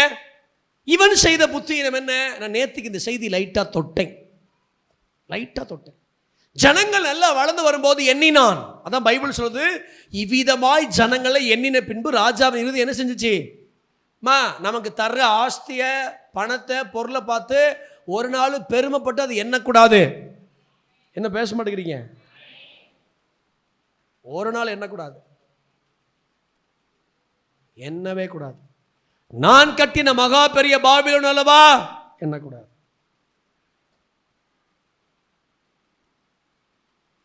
ஒரு சபைக்கு போயிருந்தோமா, நல்லா கவனிங்க. அந்த சபை 5.25 கோடிக்கு கட்டியிருக்காங்க. பெந்தேகோஸ்தே சபை. எத்தனை கோடி? அதுக்கு எத்தனை சைபர் கோடி எனக்கு தெரியாதுங்கம்மா. அதில் பிரதிஷ்டை பண்ண அடுத்த மறாவது நாள்லேருந்து 3 நாள் கன்வென்ஷன் நான் தான் பிரசங்கிக்கிறேன். அந்த சர்ச்சை எப்படி தெரியுமா? கீழே தரையிலேருந்து மேலே 100 அடி. அந்த ஊர்லேருந்து எங்கே பார்த்தாலும் அந்த சர்ச்சை தனியாக தெரியும். கீழே இருந்து 100 அடி மேலே சரியான சர்ச்சை. அந்த 100 அடி வரைக்கும் முன்னாடி கண்ணாடி, 150 அடி நீளம், 120 அடி அகலம் சர்ச்சு. கற்பனை பண்ணிப்பாங்க. பாஸ்டர்ஸ் தங்கிறதுக்கு தனியாக, விதவைகள் இருக்காங்க அந்த சர்ச்சில், விதவைகள் தங்கிறதுக்கு தனியாக. அந்த சபையில் ஊழியக்காரிகள் இருக்காங்க, ஊழியக்காரிகள் தங்கிறதுக்கு தனியாக. இது போக சபையில் ஏதாவது கூட்டம் நடந்தால் சாப்பாடு போடுறதுக்கு ஒரு இடம் எல்லாம் கட்டிட்டு முடிச்சுட்டாங்க. அந்த பாஸ்டர் நான் கூட்டத்துக்கு வந்ததுக்கப்புறம் என்னை உடல் ஊழியை குடிச்சு போய் எல்லாத்தையும் சுற்றி பார்த்துட்டு வாங்கினார். எல்லாத்தையும் சுற்றி பார்த்துட்டு வந்தோம். உட்காந்துருந்தார், ஜிப்பா வேஸ்ட்டு கட்டியிருந்தார். நான் ஏதாவது பெருமையாக சொல்லுவார்னு பார்த்தா அவர் சொன்னார், கண்ணீரினால கட்டினது. எதனால கட்டினது? பெருமை வரவே 5.25 கோடிக்கு கட்டிட்டா எப்படி பெருமைப்படணும் தெரியுமா? எப்படி பாஸ்டர் இருக்கு? எப்படி இருக்கு? கலைகள்லாம் எப்படி இருக்கு? ஆர்கிடெக்டெல்லாம் எப்படி இருக்குன்னு கேட்டிருக்கேன்ல. கண்ணீரால, முழங்கால்னால 6-7 வருஷமா 8 வருஷமா ஜோமனி ஒவ்வொரு இடத்துக்கு நின்று கட்டினது. கண்ணீரினால கட்டினதுனால பெருமைப்பட வேண்டிய எண்ணமே வரல. பாருங்க, கண்ணீரோடு கட்டப்பட்ட எவையும் பெருமைக்கு வழி வகுக்கவே வகுக்காது. என்ன சத்தமா ஆளாக்கு ஜனங்களை என்றைய தாவீதே, உன்னை யார் என்ன சொன்னா? உன்னை யார் என்ன சொன்னா?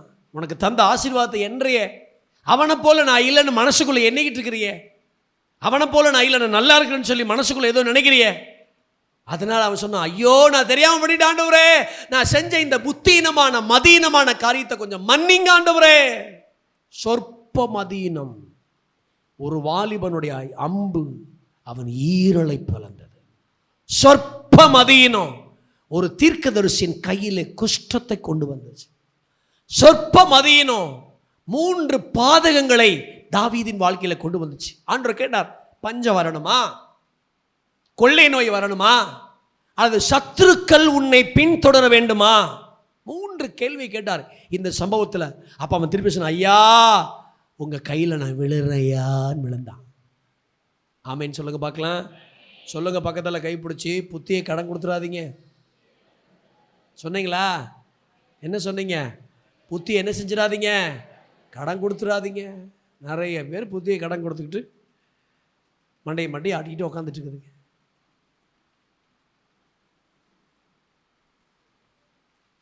நிறைய பேர் புத்தியை கடன் கொடுத்துட்டு வீடை வித்துட்டுலாம் சபைக்கு வர ஒரு கொத்தனார் குடும்பம் நல்ல சர்ச்சை கட்டி அவரே கட்டினார். ஒரு ஆளாருன்னு விடி வேலை பார்ப்பார் அந்த மனுஷன்.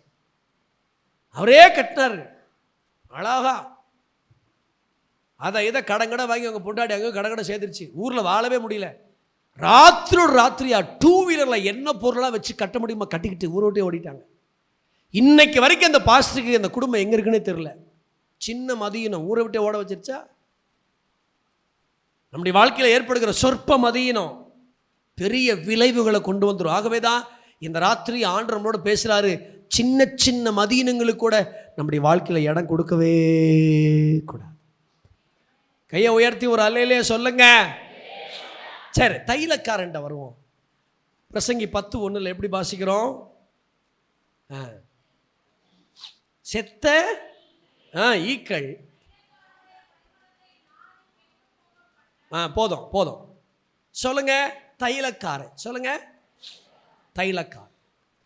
தைலக்காரன். இந்த தைலக்காரனுடைய பரிமள தைலம் ஏன் கெட்டு போச்சு? பரிமள தைலம் வாசனை உள்ளது. சொல்லுங்க, என்னதுங்க? வாசனை உள்ளது. 2, இந்த பரிமள தைலம் மெருகேற்றப்பட வேண்டிய ஒன்று. லேவியராகமத்தில் இருக்கு. நம்ம அதை எடுத்து கொடுக்க வசனம் நேரம் இல்லை. யாராவது எழுதுகிற பேனா வச்சுருக்கீங்களா? நிறைய பேர் பேனாவை தட்டிக்கிட்டே இருக்கிறாங்க. பின்னாடியும் தட்டுறாங்க, முன்னாடியும் தட்டுறாங்க. இருக்குதா? சரி. பரிமளத்தில் என்னது? 1 வாசனை வீசும். 2 மெருகேற்றப்படணும். இன்னும் கொஞ்சம் அது மெருகேறிக்கிட்டே இருக்கும். இந்த பரிமள தைலம். ஒருத்தரை நம்பி ஆண்டவர் தைலத்தை கொடுத்திருந்தார். அந்த தைலம் கெட்டு போய் கிடக்கு. இன்னைக்கு நல்லா இருக்க வேண்டிய தைலம் கெட்டு போச்சு. ஏன் இந்த தைலம் கெட்டு போச்சு? இந்த தைலம் கெட்டு போக தைலக்காரனுடைய 3 நிலைகளை நான் உங்களுக்கு சொல்லி 7:55 ஆகுது. நான் நேராக சொல்லி பிரசங்கம் பண்ணுறேன். பார்த்தீங்களா, உங்களை இவ்வளோ நேசிச்சு இன்னும் நமக்கு கொஞ்சம் நேரம் தான் இருக்குது. அதுக்குள்ளே இந்த 3 காரியத்தை வேகமாக சொல்லி நம்ம எல்லாரும் ஜெபிக்க போகிறோம். உங்கள் தைலங்கள் கெட்டு போகக்கூடாது. ஆமேன்னு சொல்லுங்கள் பார்க்கலாம். அபிஷேகங்கிற தைலமாக இருக்கலாம், பரிசுத்தம் என்கிற தைலமாக இருக்கலாம், இன்னும் என்னென்ன ஆவிக்குரிய உச்சிதமான உன்னதமான தைலங்களாக இருக்கலாம். எந்த தைலங்களும் கெட்டு போய்விடவே கூடாது. இயேசுநாதர் இந்த உலகத்தில் வந்ததே கெட்டு போனதை ரட்சிக்கத்தான். ஆமேன்னு சொல்லுங்க பார்க்கலாம். மனுஷகுமாரன் கெட்டு போனதை ரட்சிக்கும்படி இந்த உலகத்தில் மனித அவதாரம் எடுத்து வந்தார். ஒரு பாவி மனம் திரும்ப வேண்டும் என்று தான் கர்த்தர் விரும்புகிறார். முக்காடெல்லாம் முழு முக்காடை மாற்றம். முக்காடை ஒழுங்காக போடுங்கன்னு அர்த்தம். முக்காடை நல்லா போடுங்கம்மா, முக்காடு போட்டு உட்காருங்கம்மா சர்ச்சில். முக்காடை ஒதுங்கும் போதே தெரியணும்மா உங்களுக்கு. அவ்வளோ மெய் மறந்துடுறீங்களாம்மா. ஸ்கார்ஃபை மெதுவாக கட்டணும். நீங்கள் யாரும் பெருசாக ஸ்கார்ஃப் கட்டலை. சில சபைகளுக்கெல்லாம் ஸ்கார்ஃபை இழுத்து கட்டி வச்சிருக்காங்க. இன்றைய என்னுடைய மரணம் சமீபத்துக்கு இழுத்து கட்டு. முக்காடு ஏன் போடணும் தெரியுமா? அது ஒரு அழகு. சொல்லுங்க, முக்காடு ஒரு 2. பின்னாடி யாராவது உங்களை எட்டி பார்க்கும்போது தலையில் இருக்கிற உங்கள் கிளிப்பை என்னாமல் இருப்பாங்க. அதுக்கு தான் அது ஒரு அழகு. அது ஒரு பைபிளுடைய கட்டளை. கையை உயர்த்தி ஒரு அல்லையிலே சொல்லுங்க பார்க்கலாம். நம்ம என்ன முஸ்லீம் மாதிரி 24 நேரமாக போட்டுட்டு தெரியுறோம்? சர்ச்சுக்கு வர ஒரு 2.5 மணி நேரம் போட்டுட்டு இருக்கோம். அதை போட்டு உட்கார வேண்டியது நம்முடைய பொறுப்பு. சிலருக்கு உடை உடுத்தவே தெரியாது பாருங்க. உடை சர்ச்சுக்கு வரும்போது எப்படி தான், பெண்கள் உங்கள் அங்கங்கள் அனைத்தும் மறைக்கப்பட வேண்டும். ஏசு ரத்தம் ஜெயம், ஏசு ரத்தம் ஜெயம், எல்லாம் மறைக்கப்படணும். ஆமேன்னு சொல்வீங்களா? ஆண்கள் அப்படித்தான். எங்களுக்கு பைபிள் காலேஜில் சாப்பிட்றது எப்படின்னு கூட கற்றுக் கொடுத்தாங்க தெரியுமா உங்களுக்கு?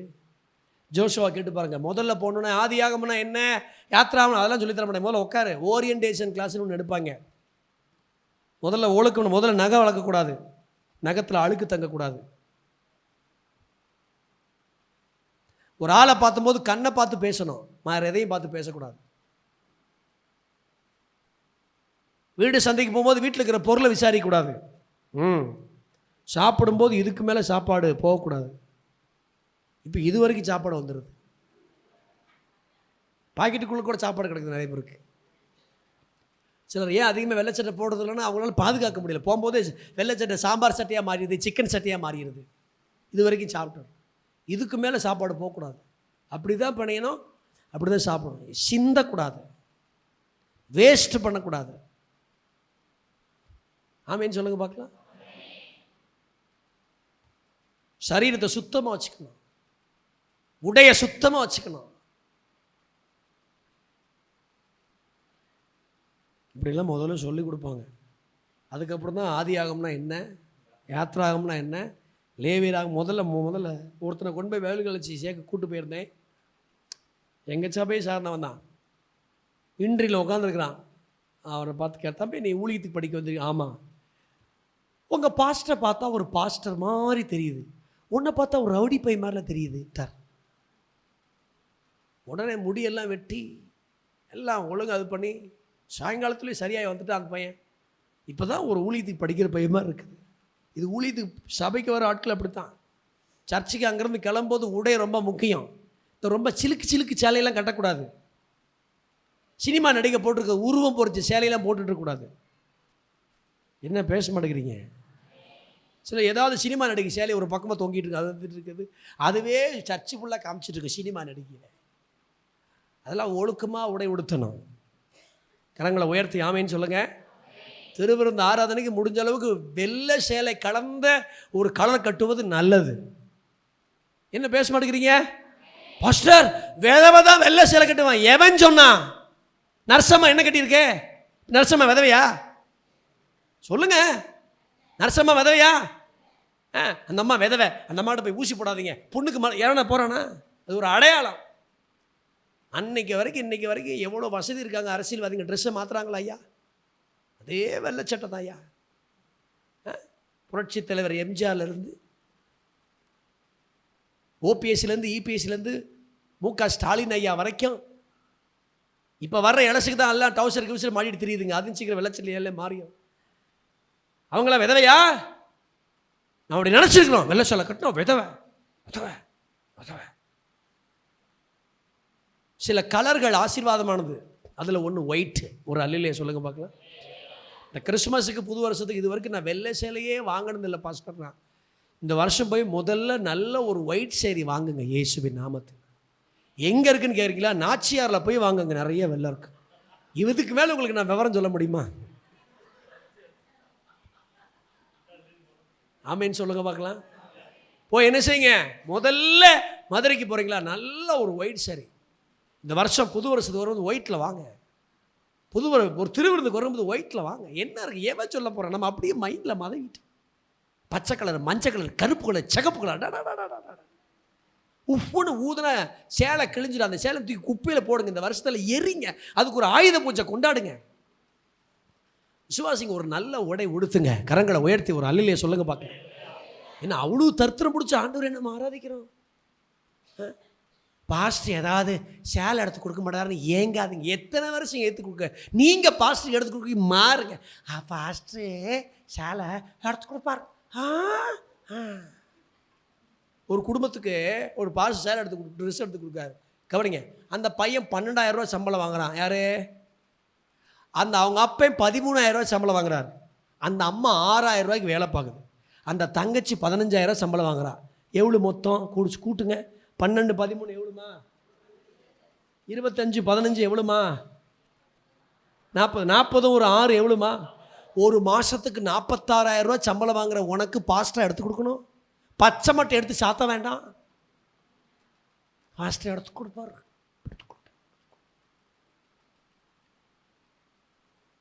உதவி செய்கிறது கூட பார்த்து தான் உதவி செய்யணும். எங்களை சார்ந்தே இருக்கக்கூடாது. ஏழைகள், கஷ்டப்பட்டவங்க, விதவைகள், ஆமேன்னு சொல்லுங்க பார்க்கலாம், அனாதைகள், அடிப்படை வசதி இல்லாதவர்கள், அவங்களுக்கு செஞ்சு பாருங்க. நம்மளை கர்த்தர் நிச்சயம் ஆசீர்வதிப்பார். நமக்கு பிடிச்சவன்னு செய்யக்கூடாது. அவங்கக்கிட்ட எது இல்லையா அதை செய்யணும். கையை உயர்த்தி ஒரு அல்லையிலே சொல்லுங்க பார்க்கலாம். ஒரு ஆள் முக்காடு போடாமல் இருந்ததுனால எவ்வளோ பிரசங்கம் வந்துருச்சு பார்த்தீங்களா எவ்வளோ நேரத்தில். ஆனால் வந்தது எவ்வளோ நல்லதாக இருக்குது பார்த்தீங்களா. ஆமேன்னு சொல்லுங்க பார்க்கலாம். சத்தமாக ஆமேன்னு சொல்லுங்க பார்க்கலாம். ஒரு காலத்தில் கல்யாணத்துக்கெலாம் போனால் நகை போட அவங்களாம் போனால் ஒரு மாதிரி பேசுவாங்க. ஐயோ நகை போட்டு வருவாங்க, நம்ம நகை போடாமல் இருக்கோம். என் மனைவி அப்படியே சொல்லுவாள், கல்யாணத்துக்கு நீங்கள் போயிட்டு வாங்க, நான் நகை போடாமல் இருக்கேன், வாமா. அதெல்லாம் அந்த காலம். அவன் என்ன தெரியும் நினைப்பான், நம்ம இம்புட்டு நகை போட்டிருக்கிறோம், அது பாரு நகை போடாமல் வாழுது பாரு, அதுக்கு தான் குற்ற மனசாட்சி வர. நீ வா பாருங்க. இந்த கன்னியாகுமரியில் ஒரு அம்மா இரவு ஜெபம் முடிச்சுட்டு போய் நடந்து போயிட்டு ஒரு கிழவி ஒரு கருப்பு கம்பளி போட்டு ஒரு திருட்டு கும்பல் பொத்திருச்சு, அல்லேலூயான்னு கத்திருச்சு. இன்னொரு திருட சொன்னா, ஏய் அந்த அம்மா விடுறா, அதுக்கிட்ட ஒன்றும் இருக்காது அப்படின்னா. நம்மக்கிட்ட ஒன்றும் இருக்காதுன்னு திருடுன்னு கூட தெரியும். கையை உயர்த்தி ஆமேன்னு சொல்லுங்க பார்க்கலாம்.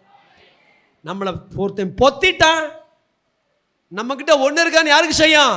திருடுன்னு கூட தெரியும். கரங்களை உயர்த்தி ஆமேன்னு சொல்லுங்க பார்க்கலாம். எளிமையான வாழ்க்கை வாழ்ந்தவர்கள் தான், ஆனால் சுத்தமான வாழ்க்கை வாழும்படி அழைக்கப்பட்டிருக்கிறோம்.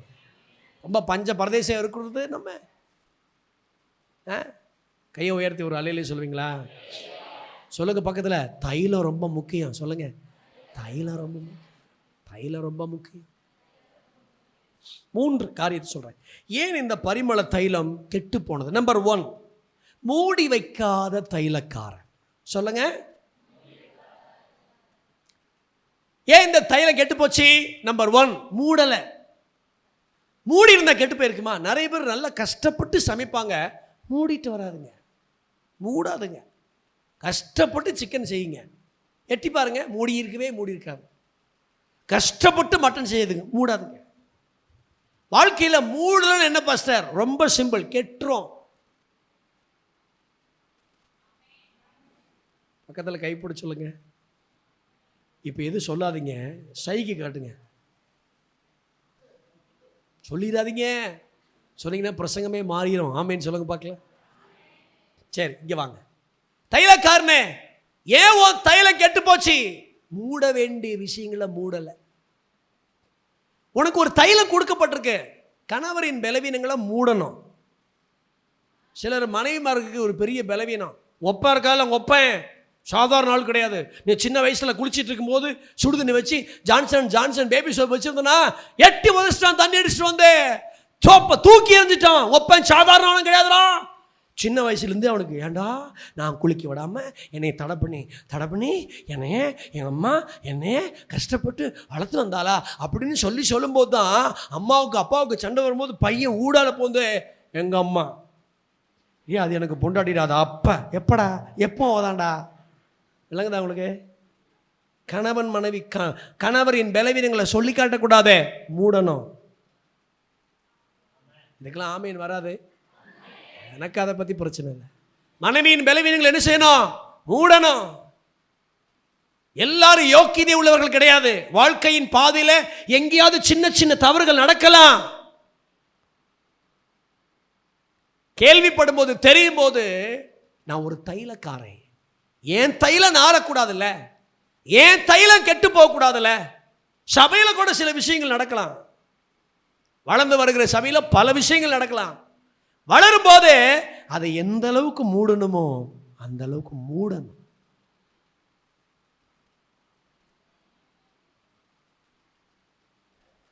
சேமின் தேவன் ஸ்தோத்தரிக்கப்படுவாராக. பைபிள் அப்படி ஒரு வசனம் இருக்கு. ஏன் சேமின் தேவன் ஸ்தோத்தரிக்கப்படுவாராக? தகப்பன் நிர்வாணத்தை பார்த்து பின்னாகவே வந்து ஒரு பெரிய போர்வை எடுத்து மூடிட்டான். பார்க்க கூட இல்லை. இப்போ ஆண்டவர் இவன் நினைச்சு தேவனை ஸ்தோத்திரம் பண்றார். ஏன்? அவன் மூடுறானே. தகப்ப நிர்வாணமா படுத்திருக்கும் போது அவன் போய் எங்க அப்பா நிர்வாணமா இருக்கான்னு சொல்றான். ஆனா ஒருத்தன் மூடுறானே. இதெல்லாம் ஒரு ஆவிக்குரிய சத்தியம். அம்மா ஐயா புரிஞ்சுக்காங்க ஐயா. சத்தமா ஆமீன் சொல்லுங்க பார்க்கலாம். ஒரு அல்லேலூயா சொல்லுங்க பார்க்கலாம்.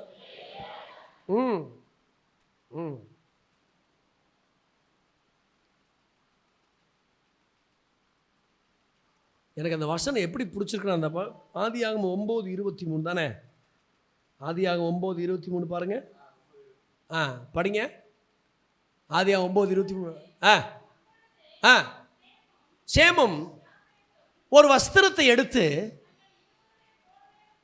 வசனத்தை கொஞ்சம் கற்பனை பண்ணி பாருங்க, இருவருடைய தோள் மேலும் போட்டுக்கொண்டு தங்கள் தகப்பனுடைய நிர்வாணத்தை, கையை உயர்த்தி அந்த நல்ல ஆட்களுக்காக ஒரு சூத்திரம் பண்ணுங்க பார்க்கலாம். இருவருடைய தோள் மேலும் போட்டுக்கொண்டு பின்னிட்டு வந்து தங்கள் தகப்பன் நிர்வாணத்தை என்ன செய்தார்கள்? மூடினார்கள். மூட வேண்டியதை மூட வேண்டாமா? முதல்ல எதை தெரியுமா மூடணும்? வாசிங்க ஒரு வசனம், நீதிமொழிகள் 17:28. உதடுகளை மூட வேண்டிய முதல் ஒரு விஷயம் என்னது? இருக்கா வசனம்? 17:28 இருக்காமா? நீதிமொழிகள் 17. பேசாதிருந்தால் மூடனும் ஞானவான் என்று எண்ணப்படுவான், தன் உதடுகளை மூடுகிறவன். பேச்சு ஜெயிக்கிறவன் இல்லைங்க பைபிள், உதடுகளை மூடுகிறவன். கரங்களை உயர்த்தி ஒரு ஆமீன் சொல்லுங்க பார்க்கலாம். வேதாகமம் சொல்லும் வார்த்தைகளுக்கு கவனிங்க. உதடுகளை மூடுகிறவன் புத்திமான் என்று எண்ணப்படுவான். கரங்களை உயர்த்தி சத்தமா ஒரு அல்லேலூயா சொல்லுங்கோ, ஒரு ஆமீன் சொல்லுங்கோ. அப்ப எதை மூடணும் முதல்ல? யாரோ ஒருத்தவங்க சொல்றாங்க வாயை மூடணும். அப்படி சொல்லாது, ஏன் வாயை மூடணும்? மூடவே முடியாத ஒன்று இருக்கு பார்த்தீங்களா? அடக்க முடியாததும் இதுதான், மூட முடியாததும் இதுதான். நாவு அடக்க முடியாதது. ஒரு குடும்ப சண்டையில் போய் உட்காந்துருக்குறோம். அந்த அம்மா என்ன தெரியுமா சொன்னிச்சு? ஒரு குடும்ப சண்டையில் அம்மா, பாஸ்டர் நீங்க இவன் கூட வாழ்ந்து பாருங்க பாஸ்டர், ஒரு மாசம். எப்படி சொல்லிச்சு பாருங்க. இப்போ நான் என் வீட்டில் இருக்கிற எல்லா துணிமணியும் எடுத்துட்டு வந்தேன். ஒரு மாசம் யாரு கூட குடும்பம் நடத்தணும்? அவன் வீட்டுக்காரர் கூட. ஒரு பாஸ்டர் கிட்ட ஏன் சொல்றது? நம்ம கோபத்தில் நீங்க வாழ்ந்து பாருங்க பாஸ்டர்.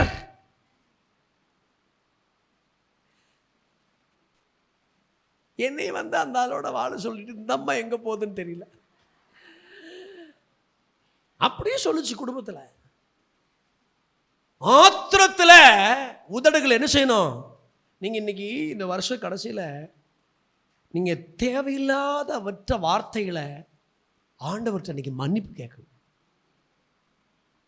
எத்தனை வார்த்தையில தெரியுமா கரடு முரடா விட்டுட்டோம், எமோஷனில் விட்டுட்டோம். ஏம்மா நான் உங்களை பார்த்து கேட்குறேம்மா, 21 முறை ஒருத்தன் துரத்துறாமா. யார? தாவீத. கெபியில போய் உட்காந்துருக்குறான். எப்படி தெரியுமா துரத்துறான்? 1 சாமுவேல்ல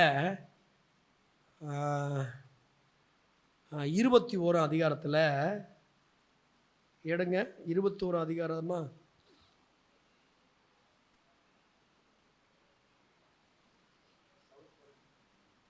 18.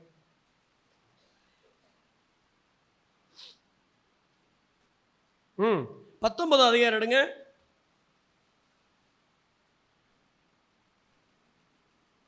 12 வசனம் பாருங்க. மீகால் தாவீதை பாம்பா போடுறா பாப்பா.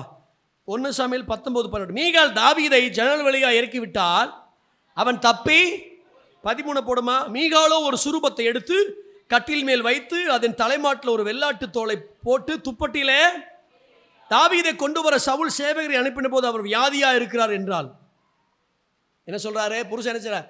15 போடுமா. வியாதியா இருக்கிறார் என்றால் இப்ப அப்பொழுது தாவீதை பார்க்கிறதுக்கு சவுல் சேவகரை அனுப்பி அவனை கொன்று போடும்படிக்கு எப்படி தூக்கிட்டு வரணுமா? எப்படி தூக்கிட்டு வரணுமா? கட்லோட தூக்கிட்டு வாடாங்கிறான். எப்படி? என்ன வெறி பார்த்தீங்களா ஒருத்தனுக்கு? எப்ப அவன் வியாதியோடு இருக்கிறான். வியாதியோடு இருந்தா கூட பரவாயில்ல, அவனை கட்லோட தூக்கிட்டு வாங்க. சத்தியம் புரியுதா? கட்டிலோடு அவனை எடுத்திருக்க என்ன செய்யுங்க? கொண்டு வாருங்கள். என்ன ஒரு வெறி பிடிச்சவன் பார்த்தீங்களா சவுலு?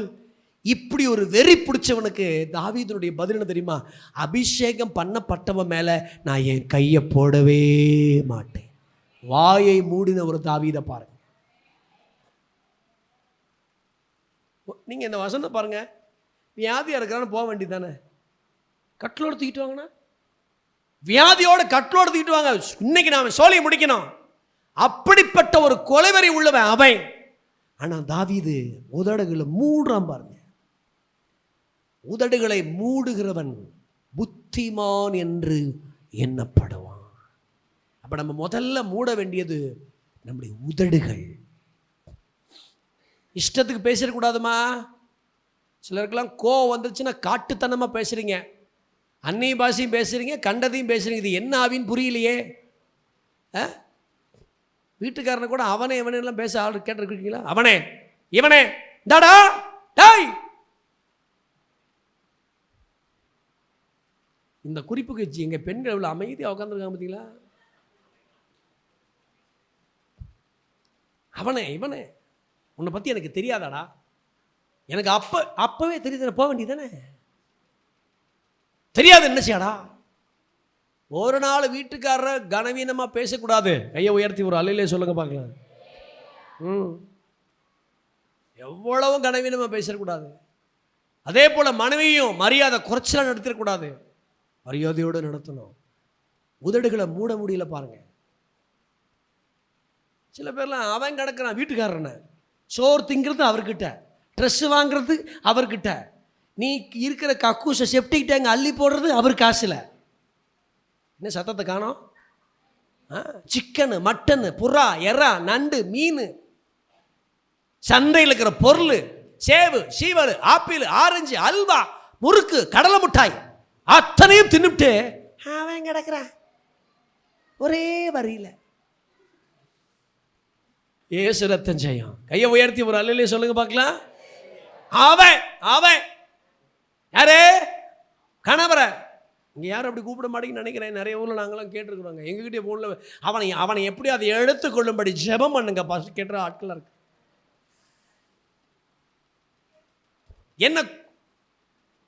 என்ன கட்டோட ஒருத்தன் கொலை செய்ய ரெடியா இருக்கிறான்.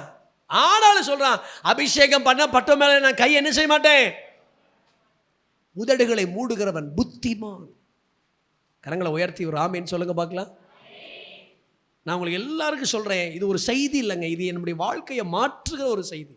ஏதோ ஒரு கூட்டத்துக்கு ஒரு செய்தி, ரெக்கார்டிங்க்கு ஒரு செய்தி கிடையாது. நம்முடைய லைஃப்பை மாற்றணும். ஆண்டவரே, என் வாழ்க்கையில் மூட வேண்டியவைகளை நான் மூடுவேன் ஆண்டவரே.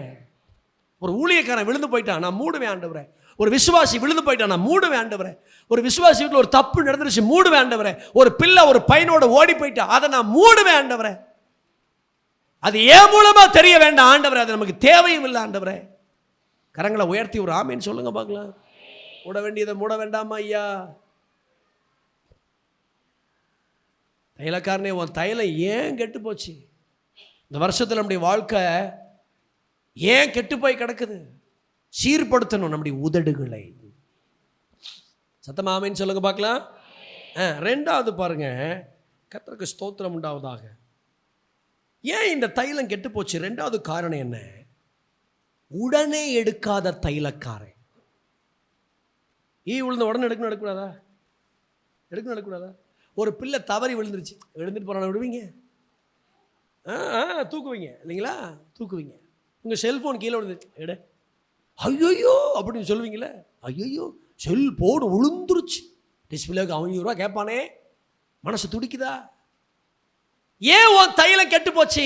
உடனே அம்மா ஐயா கவனிங்க, சில விஷயங்கள் நல்லா கவனிங்க. உடனே செய்ய வேண்டிய பல விஷயங்கள் இருக்குது, அதை உடனே செஞ்சிடணும். அது ஒரு வாரம் கழிச்சு செய்யக்கூடாது. ஒரு பிள்ளைக்கு 24 வயசு ஆயிடுச்சா, 23 தாண்டுதா, உடனே பேரண்ட்ஸ் புத்தியாக செய்யணும். பொண்ணு பார்க்க மாப்பிள்ளை பார்க்க தேடணும். சில பேர் ஆம்பளை பசங்களுக்கு 32 வயசு வரைக்கும் வீட்டில் வச்சுருப்பாங்க. இப்படி வச்சுருக்கலாமா நீங்கள்? முதல்ல பேரண்ட்ஸுக்கெல்லாம் மண்டையில் அறிவு இருக்கா? பையனை 29 வயசு 30 வயசு வரைக்கும் வச்சுருக்கீங்களே, என்ன லட்சணம் உங்களுக்கு? கேட்டால் அவன் இன்னும் சீறுபடட்டும், அடே அப்பா, அவன் இன்னும் வேலைக்கு போகட்டும், அடாடாடாடாடா. அம்மா வயசாகி உங்கள் பிள்ளைக்கு நீ கல்யாணம் பண்ணிங்கன்னா உங்கள் சாய்ஸ் பொண்ணு இருக்காது, பொண்ணு சாய்ஸ் தான் உங்கள் பையனாக மாறிடுவான். ரொம்ப வயசாகி மேரேஜ் பண்ணிங்கன்னா குழந்தை பாக்கியம் பிரச்சனை வரும். 30 வயசு உங்கள் பையனை கல்யாணம் பண்ணுறீங்க, 5 வருஷம் குழந்தை இல்லை, 36 தான் அவனுக்கு குழந்தை பிறக்குதுன்னா, அந்த குழந்தை பிறந்த 5 வயசாகும், அந்த வேணுக்கு 41 வயசாகி போச்சு. இத்தனையும் எங்களுக்கும் தெரியும் பாஸ், அப்புறம் எதுக்கு பேசாமல் இருக்கிய? ஒரு பிள்ளைக்கு வயசாயிருச்சா, ஒரு மனசில் முதல்ல நினைக்கிறீங்களா? ஏன் சிலருடைய வாழ்க்கையில் திருமண தடைகள் தெரியுமா? மனசில் நினைக்க மாட்டேங்கிறோம். இருக்கட்டும், ஒரு பிள்ளைக்கு 23 வயசில் 3 மாப்பிள்ளைகள் தேடி வந்துச்சு. அற்புதமான இடத்துல இருந்து 3 மாப்பிள்ளைங்க தேடி தேடி வருது. இவங்க இல்லை படிச்சுட்டு இருக்கிறா, இல்லை படிச்சுட்டு இருக்கிறா, இல்லை படிச்சுட்டு இருக்கா, இப்படி சொல்லி சொல்லி சொல்லி சொல்லி ப்ரொஃபஸருக்கு படிக்க வச்சாங்க. 27 ஆகி போச்சு. ஒரே மாப்பிள்ளை தேடி வந்துச்சு 28 வயசில். 29 இல்லை, ஒரு வேலைக்கு போகட்டும், 29 ஆச்சு. 30 வயசு ஆச்சுமா, 15 மேட்ரிமோனிக்கு அனுப்பியாச்சு, ஒன்றும் தேடி வரல. வயசு 31 பிறக்குது. கர்த்தர் வாசலை திறக்காம இருந்தார், தேவன் உனக்காக சில காரியத்தை செய்யாமல் இருந்தார். உடனே செய்ய வேண்டியதை செய்ய மாட்டேங்கிறோம். நம்ம யோசிக்கிறோம், இதை விட அது நல்லதா, அதை விட இது நல்லதா, இதை விட அது நல்லதான்னு சொல்லி சாய்ஸ் பண்ணிகிட்டே இருக்கிறோம். உடனே செய்ய வேண்டியதை உடனே செய்யணும். ஹார்ட் அட்டாக் வந்துருச்சு, இருக்கட்டும்னு சொல்லுவீங்க. இங்கே லோக்கலில் ஒரு ஊசி 1 மணி நேரம் தாங்கும். மதுரை மீனாட்சி ஆஸ்பத்திரி ஆஞ்சியோ பண்ணி ஸ்டண்ட் வச்சு காப்பாற்றிடலாம். ஞானசானம் இன்னொரு வருஷம் கிடைக்கூடாது, உடனே. பரிசுத்தாவின் அபிஷேகம் இன்னொரு வருஷம் உடனே. ஊழியத்துக்கு போகிறேன் உடனே. கரங்களை உயர்த்தி ஆமேன்னு சொல்லுங்க பார்க்கலாம். ஏன் தைலங்கள் நாரி கட்டு போச்சுன்னா உடனே செய்ய எடுக்கணும். இல்லாத நீ உடனே செய்யணும்ல. சில விஷயத்தை நம்ம உடனே தீர்மானம் எடுக்கணும். கரங்களை உயர்த்தி ஆமேன்னு சொல்லுங்க பார்க்கலாம். இந்த கீழ்ப்படிதலில் கூட உடனே கீழ்ப்படிதல் இருக்குது, ஒரு வாரம் கழிச்சு கீழ்ப்படிதல் இருக்குது, இன்னொருத்தன் சொல்லி கீழ்ப்படிதல் இருக்குது. இந்த கீழ்ப்படிதலை 3 வகையாக பிரிக்கலாம். போய் அந்த தண்ணியில் போய் முழுகுப்பா 7 தடவை, 1 2 3 4 5 6 7 எந்திரிச்சு பாருப்பா, மாம்சம் மாறிடுவேன். அவன் சொல்கிறான், எங்கள் ஊரில் தண்ணி இல்லை, நாகமான். அருப்புக்கோட்டையில் தண்ணியில் சூராணத்தில் தான் வந்து முங்கணுமா? அங்கே தான் நாங்கள் வந்து முங்கணுமா? வேலைக்காரன் என்னையா சொல்லிட்டார், உன்னைய சுடுதண்ணிலையா முங்க சொன்னார், கொதிக்கிற ஆயில்லையா முங்க சொன்னார். சாதாரண ஒரு கம்மா தண்ணியில் இந்த சரீரத்தை போட்டு எடுத்தால் தான் என்னையான்னு ஒரு வேலைக்காரன் சொன்ன. அப்போ தான் உனக்கு புத்தி உரைச்சி, சரி போகிறேன், 1 2 3 4 5 6 7வது எந்திரிச்சா சிறு பிள்ளையின் மாம்சம் போல மாறின. உடனே செஞ்சால் மாம்சத்தில் கூட மாற்றம் வருது. ஆமீன்னு சொல்லுங்கள் பார்க்கலாம்.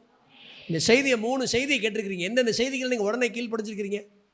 சரி ரைட், கூட்டம் முடிஞ்சிருச்சு, ரைட், நாளைக்கு திருவிருந்தா சாப்பாடா, ரைட் முடிச்சு பழைய இப்படி நம்ம வாழ்க்கை. அப்படி அல்ல. என் கூட எந்தெந்த பகுதிகளெல்லாம் ஆவியானவர் என் கூட பேசியிருக்கிறாரு, அந்த பகுதிகளுக்கெல்லாம் காலம் கடந்து நான் கீழ்ப்படியாம உடனே கீழ்ப்படைய. கரங்களை உயர்த்தி சத்தம் ஆமேன்னு சொல்லுங்க. செய்திகள் கூட உடனே. சீர்காழியில் விக்கிரகத்தில் ஒரு பொருள் கிடையாது, விக்கிரக பொருள் யூஸ் கிடையாது. பூஜை பொருளாக வச்சுருந்தா கொண்டு வந்து சர்ச்சில் போடுவாங்க. பூஜை பொருளாக உன் வீட்டில் இருக்கக்கூடாது, நீ இயேசுவை அறிஞ்சவ, எல்லா பொருளையும் தூக்கிடுன்னு சொன்ன பிறகு காலையில் அந்த அம்மா பிரசங்கத்தை கேட்குதுங்க. சாயங்காலம் வீட்டில் இருக்கிற பித்தால பூஜை காட்டுறது, தட்டு சாமான் தட்டு கிட்டு அம்புட்டியும் ஒரு சாக்கு பை நிறைய கொண்டு வந்துருச்சு. கூட்டத்துக்கு வரும்போது அந்த பாஸ்டர் ஆச்சரியப்பட்டு நிற்கிறார். என்ன நடக்குதுங்க? எல்லாத்தையும் கொண்டு வந்துட்டார். உதவி போதவர் சொன்னார், பாஸ்டர் அதை வித்துடலாம். அந்த அம்மா சொல்கிறது, விற்கக்கூடாது பாஸ்டர், எங்கள் ஊரில் தண்ணி நல்லா ஓடுது, ஆற்றுல கொண்டு போய் போட்டுருங்க. அதனால் வர்ற வருமானம் கூட வேண்டாம், ஆலயத்துக்கு தூக்கி போட்டுருங்க. அன்னைக்கு சாயங்காலமே கொண்டு போய் எல்லா பூஜை கரண்டி, நீர்த்தட்டு, மாலைத்தட்டு, அந்த தட்டு இந்த தட்டு, குத்து விளக்கு, குத்து இல்லாத விளக்கு, அவ்வளவையும் கொண்டு போய் போட்டாங்க ஆற்றுக்குள்ள. உடனே நம்மளும் தான் நிறைய தடவை பிரசங்கம் கேட்குறான், உடனே கீழ்படுற ஆள் எத்தனை பேர் இருக்கு? உடனே அப்படி இல்லை. அந்த வந்து பையனை கொண்டு வந்து மோரியா மலையில் பலியிடுன்னு சொன்னால் யாருக்கு மனசு வரும்?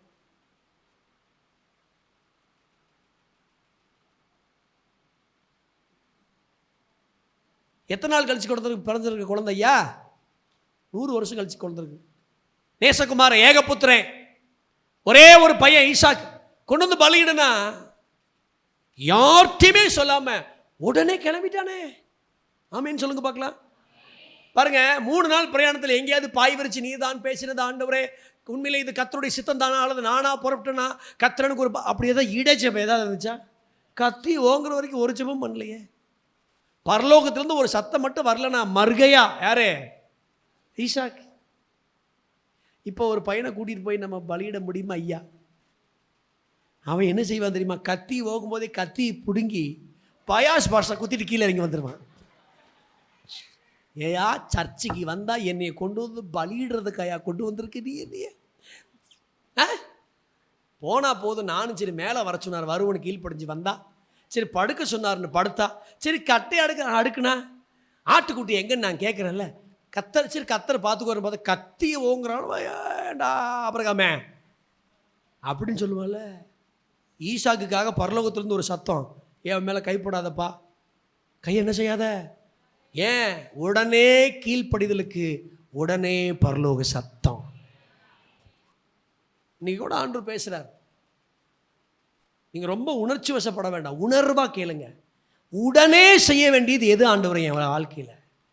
ஒப்புரவாகணுமா, மனம் திரும்பணுமா, மன்னிக்கணுமா, சில விஷயத்தை விடணுமா, சில விஷயத்தை கடந்து போகணுமா, அதை நான் நாள் கணக்காக செய்ய மாட்டேன் ஆண்டவரே. உடனே கர்த்தர் வார்த்தை என்னை வந்து சந்திச்ச உடனே. அப்போஸ்தலர் 9ஆம் அதிகாரத்தில் பவுல் இயேசுவை சந்திச்ச உடனே கேட்டான், என்ன செய்ய சித்தமா இருக்கிறீர் என்னை குறித்து? அப்படி நோக்கம் என்ன?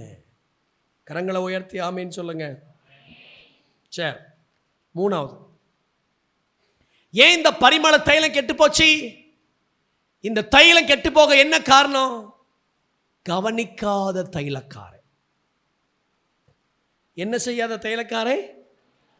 சத்தமா சொல்லுங்க. அதை நான் ஏன் அப்படி சொல்றேன்னா, எல்லாரும் எழுதிட்டீங்களா, எழுதி முடிச்சிட்டிங்களா, என்ன பாருங்க, ஏன் கவனிங்க பாருங்க. ஒரு ஈ விழுந்துருச்சு. ஒரு ஈ என்ன செஞ்சிருச்சு? இதுதான் தைலம்னு வச்சுக்க. ஒரு ஈ உள்ள விழுந்துருச்சு. உள்ள விழுந்து நாறிக்கிட்டு இருக்குது. நார வரைக்கும் கூட கவனிக்க மாட்டீங்க. நாரிடுச்சுப்பா. இது என்ன செஞ்சிச்சு? நாரி கிடக்குது. ஒரு ஈ உள்ள விழுந்தது கூட பெரிய விஷயம் இல்லை. உள்ள விழுந்து உள்ள அந்த அந்த அந்த ஈயில் இருக்கிறதான எல்லா திசுக்களும் கழிஞ்சி இந்த வாசனையெல்லாம் வெளியேறி அந்த ஈயிலிருந்து வர்ற அந்த நாத்தம் வர்ற வரைக்கும் கவனிக்கல நீ. நம்ம நிறைய நேரத்தில் நிறைய விஷயங்களை கவனிக்கிறதே இல்லை பாருங்க. எல்லா லாரியிலையும் டீசல் டேங்கில் என்ன தெரியுமா எழுதியிருக்கான்? தினமும் எண்ணெய். கவனிக்க வேண்டாமா? உங்கள் சரீரத்தை கவனிக்க வேண்டாமா? வயசாகிட்டே இருக்குதே. உங்கள் பிள்ளைகளுடைய வாழ்க்கை கவனிக்க வேண்டாமா? வீட்டு காரியத்தை ஒழுங்குபடுத்த வேண்டாமா? ஆமேன்னு சொல்லுவீங்களா? நிறைய நேரத்தில் நம்ம கவனிக்க வேண்டிய விஷயங்கள் கவனி. ஈ மூழ்கு முறை அது நாரி கெட்டு போகிற வரைக்கும். ஒரு தவறு நம் மீது சொல்லப்படும் போது நாம் நம்முடைய தவறை கவனிக்க வேண்டாமா? நம்முடைய காரியம் ஒன்று உணர்த்தப்படும் போது அது ரொம்ப கவனிக்கப்பட வேண்டாமா? நீங்கள் கவனிக்கலைன்னா என்ன ஆகுன்னு கேட்டால், உள்ள விழுந்து நாரி, இங்கே பாருங்க, உள்ள விழுகிற வரைக்கும் எனக்கு தான் தெரியும். நாரிருச்சுன்னு யாருக்கெல்லாம் தெரியும்? ஒரு ரோட்டில் போனால் எலி செத்து போனால் தெரியுதா? எலி செத்து கிடக்கு. கோழி செத்து போனால் தெரியுதா? ஏன்னா அந்த வாசனை இந்த பொருள் செத்து போடுறது கண்டுபிடிக்கிறோம். எதனால்? கவனிக்காமல் போயிட்டா நாத்தம் வந்துடும். சில நேரத்தில் நம்முடைய வாழ்க்கையில் கவனிக்காமல் போயிட்டோம்னா நிறைய பிரச்சனை. ஒரு பாஸ்டர் பையனுக்கு ஒரு சபை விசுவாசிக்கு போன் கேன்சர், எலும்பு புற்றுநோய். உன் எலும்புக்குள்ள ஒரு கேன்சர் வந்திருக்குப்பா. அதிர்ந்துட்டான். எப்படி சார் வந்துச்சு? ஏதாவது அடிபட்டுச்சா? சார் நான் 11 வருஷத்துக்கு முன்னாடி ஒரு தென்னை மரத்துலேருந்து கீழே விழுந்தேன் சார். என்ன செஞ்சு? ரொம்ப வலிச்சு சார். என்ன பண்ணேன்? ஆயில்மெண்ட் வாங்கி போட்டு சுடுதண்ணி ஒத்தனை கொடுத்து விட்டுட்டேன். அப்படி செஞ்சிடக்கூடாது. நீ அன்னைக்கே நீ அதை கவனித்து எக்ஸ்ரே எடுத்து உள்ளே ஏதாவது பற்றி நல்ல ட்ரீட்மெண்ட் பார்த்துருக்கணும். நீ அப்படியே சும்மா விட்டதுனால அப்பப்போ வலிக்குமா? அப்பப்போ வலிக்கு சார். அந்த வலியை நீ கவனிக்காமல் போனதுனால அது எலும்புக்குள்ள கேன்சராக மாறிடுச்சு. கவனிக்காத நோய், கவனிக்காத வாழ்க்கை, கவனிக்காத ஒரு தைலக்காரன் எல்லாத்தையும் நாரி கெட்டு போக பண்ணிருச்சு. ஆகவே தான் நமக்கு தரப்பட்டிருக்கிற இந்த தைலம் கெட்டு போய்விடக்கூடாது. அது கெட்டு போகக்கூடாதுன்னா நான் மூடணும். அல்லேலூயா. உடனே செய்ய வேண்டியது செய்யணும். கவனிக்க வேண்டிய விஷயத்தை என்ன செய்யணும்? ஆவிக்குரிய வாழ்க்கை கவனிங்க, ஜெபத்தை கவனிங்க, அபிஷேகத்தை கவனிங்க, ஆண்டுக்குள்ள வளரணும்னா கவனிங்க, நாளுக்கு நாள் என் ஆத்துமா தேவனுக்குள்ள புதிதாக்கப்படுகிறதா கவனிங்க. கர்த்தர் பேசுறத மனாச ராஜா கவனிக்காமல் போனான். அதனால பாபிலோனியர்கள் வந்து அவனை கையில வெங்கல சிறை போட்டு அவனை இழுத்துட்டு போனாங்க. தேவ சத்தத்தை கவனிக்கணும். கரங்களை உயர்த்தி ஆமேன்னு சொல்லுங்க பார்க்கலாம். அப்படி கவனிச்சா உங்களுக்கு தரப்பட்டிருக்கிற தைலங்கள் நாரி கெட்டு போகாது. உங்கள் தைலங்கள் ஆசீர்வாதமாக இருக்கும். எழுந்து நிற்கலாமா ஜெபம் பண்ணுறதுக்கு? வேகமாக. தைலக்காரனுடைய தைலம் நாரி கெட்டு போகாதபடி ஆண்டவர் உங்களை என்னையும் கிருபையாய் பாதுகாப்பாராக. எல்லாரும் எழுத நிற்கலாம். கர்த்தரை ஸ்தோத்திரம் பண்ணி எல்லாரும் எழுத. ஜீவனுள்ள தேவன், ஜீவனுள்ள தேவன், மகிமை உள்ள தேவன், மகா பெரிய தேவன், வல்லமை உள்ள தேவன், மகா பெரிய கர்த்தர். எல்லாரும் வாய்களை திறந்து கர்த்தரை நல்ல ஸ்தோத்திரம் பண்ணி எல்லாரும், ஆண்டவரே எங்களுக்கு தரப்பட்டிருக்கிற தைலங்கள் ஆவிக்குரிய வாழ்க்கையாக இருக்கலாம், எதனா இருக்கலாம், எங்களுக்கு தரப்பட்டிருக்கிற தைலங்கள் ஒரு நாளும் கெட்டு போய்விடக்கூடாதுப்பா. ஆண்டவர் எங்களுக்கு உதவி செய்யுங்கப்பா.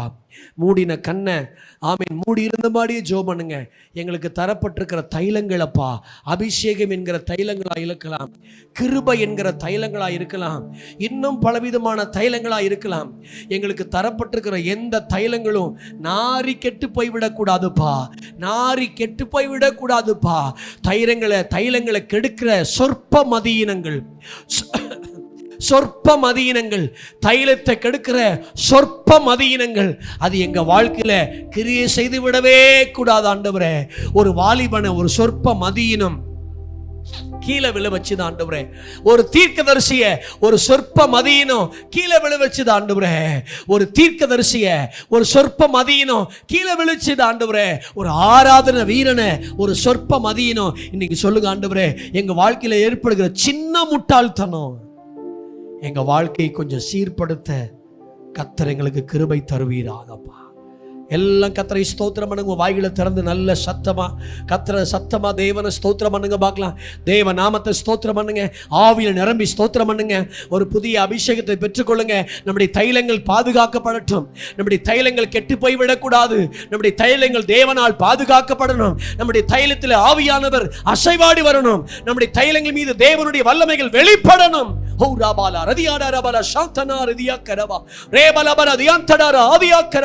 வாய்களை திறந்து நல்ல சத்தமா தேவ நாமத்தை உயர்த்தி நல்ல கைகளை தட்டி ஆவில் நிரம்பி அபிஷேகத்தில் நிரம்பி ஓ ராபா லே ரபாத்தியா ரபா சந்தனா ரபோ ரிபலபர ஹத்தடாரியா தரா நல்ல கை தட்டி தட்டி தட்டி தட்டி தட்டி தேவ நாமத்தை உயர்த்தி, ஓ ராபா லா தடல சந்தே ரிபல பரபல துடரபலதியாரா ரேக்கரதியா துரபல சந்தரா, வாய் திறந்து நல்ல சத்தமா தேவனை உயர்த்தி, ஒரு அபிஷேக நதி, ஒரு கிருபையின் நதி, ஒரு மகிமை நதி, ஒரு பரிசுத்த நதி, ஒரு வல்லமை நதி நம் மீது விழட்டும். சால்வையை போல ஒரு தேவனுடைய வல்லமை விழட்டும். Wonderful God, wonderful God, wonderful God, wonderful God. Oh, Riba Baba Laradi Antuda Raboshia Gara. ஆதரதி அந்தர பௌஷியா தடரபா ரீபல பரபல தியத்துரபல.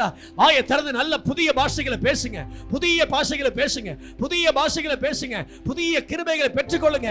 ஆண்டவரே, எங்க தைலங்கள் ஆசீர்வதிக்கப்படணும், எங்க தைலங்கள் கெட்டு போயிடக்கூடாது. கடைசியா ஒரு தடவை நல்ல சத்தமா கை தட்டி தேவனை மகிமைப்படுத்து.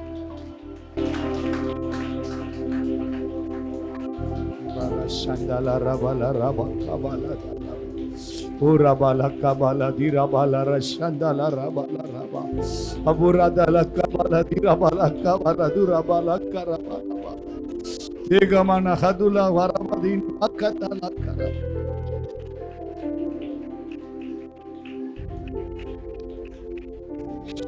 ஆமாண்டவரே, ஒரே ஒரு மதியம் வாழ்க்கையை கெடுத்துருச்சு, வீட்டை நார வச்சிருச்சு, குடும்பத்தை நார வச்சிருச்சு, தொழில நார வச்சிருச்சு.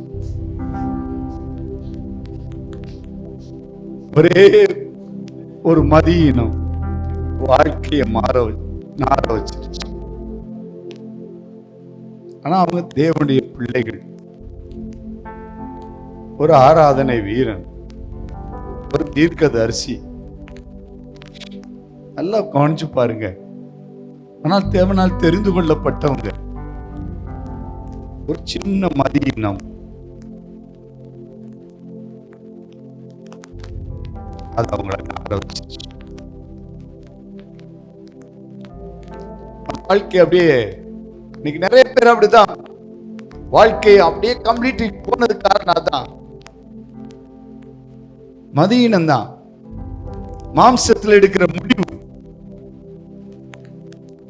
யாருடைய ஆலோசனை கேட்க மாட்டாங்க. அவங்களா நம்ம பொறாமைக்கு சொல்றமா நினைப்பாங்க. இன்னைக்கு அதே அநேக பேர் மதியினமா போய் தங்களுடைய ஆஸ்திகளை இழந்திருக்கிறீங்க. கர்த்தர் உங்களோடு பேசிக் கொண்டிருக்கிறார்.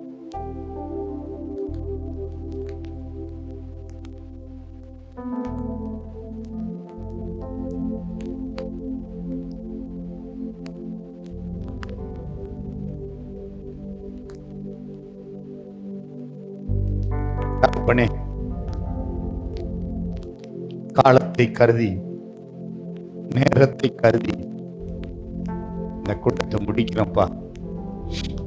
நீங்க இவர்களோடு பேசுங்கப்பா,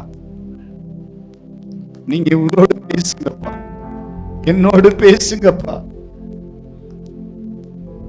நாங்க எதனால ஆண்டவரே எங்க தைல நாறிடக்கூடாது, நாங்க மதியினத்தினால இழந்துடக்கூடாது.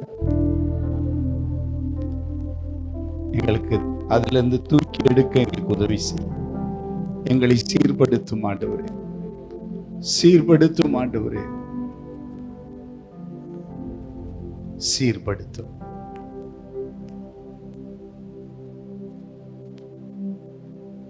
இந்த 2 நாளும் 4 வேளையும் ஆண்டவர் நம்மோடு பேசி இருக்கிறார்.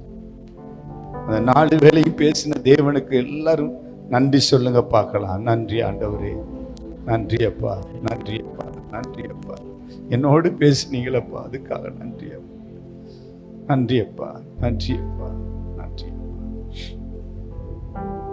தகப்பனே, இந்த இரவு உங்க கரத்துல தருகிறோம்.